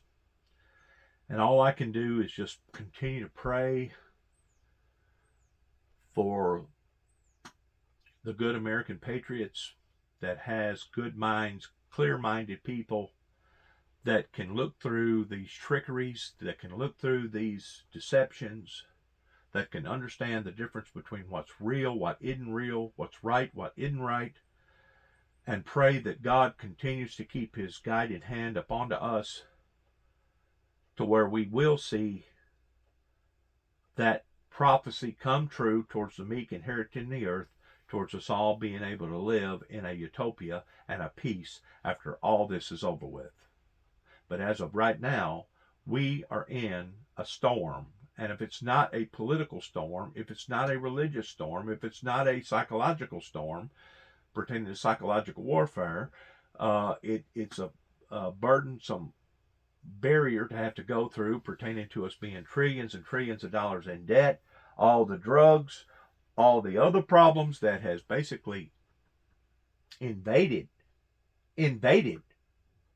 our territory here in America, to the degree that now our own lives are in danger. And you don't have to live in a big city like Chicago or Atlanta or LA or New York to be in danger. Danger lurks around every corner now in some form or fashion. Once more, this is prophecy coming true that Satan in the last days will come down or come in to an existences of our existence in great wrath, because it or he knoweth his days are short. We are in that era right now. So please do not take these things that you just got through watching on this video coming from the Windmill Ministries. Please do not take these things lightly, because we're in a spiritual war right now like I don't think that I could ever even begin to imagine. If somebody would have told me even as little as 5 years ago, while North Korea was saying, we got a Christmas present for you, it's coming, the Christmas present is coming. If somebody would have told me that I would have been looking, witnessing, and watching the things that I've been seeing now for the past 5 years since COVID has made such of a devastating impact upon to the world, if somebody would have told me that all this was going to occur before COVID, I'd have looked at them and I would have called them a bare-faced, bald liar. But now, proof is in the pudding that we're no longer just talking about being in the storm. We're actually in the storm. The storm is upon us. And if we're not smart enough to identify this and then to resist this and react upon to this, then eventually the storm will consume us instead of us consuming the storm. And that is not what God the Father wants. Our Heavenly Father loves us. He has not brought us this far in life to let us down. We have to make a decision in staying closely bonded to not only each other, but staying closely bonded to the Heavenly Father. And I still stick with my guns as far as the Ukrainians. If it was the Ukrainians that done something like this, in which I don't believe that it was, but if it was, it would have been justifiable. It would have been justifiable. Just like it was justifiable in us hitting an area in 2002 or 2003 and thinking that Saddam Hussein was in that area, that it was justifiable because we was trying to eradicate the axis of evil, because we knowed what type of individual that Saddam Hussein was. It just so happens, by using that technique and by causing his death, actually created a vacuum in that area, that they was basically inundated with even more terrorist activity that come into that area, that basically the only reason why that there was any type of law and order was because of the strict hand that Saddam Hussein was actually promoting to his own people. Now, there's no doubt Saddam Hussein was a very, very evil man. Saddam Hussein tried his very best to assassinate George Walker Bush. Saddam Hussein was killing his own people left and right. They feared him just like fearing God himself. But he was using those tactics way overboard in basically becoming nothing more than a tyrant. That's what we're seeing that Russia is doing. That's what we're seeing now out of other leadership coming out of other countries that's basically doing the same. So my question is this, in ending, what is the end game? Is it going to be self-destruction as far as a mutilation to ourselves and to our planet? Are we going to be smart enough to pull together and combat these forces of evil by using the forces of good? Thank you. God bless you. God bless America, and shalom.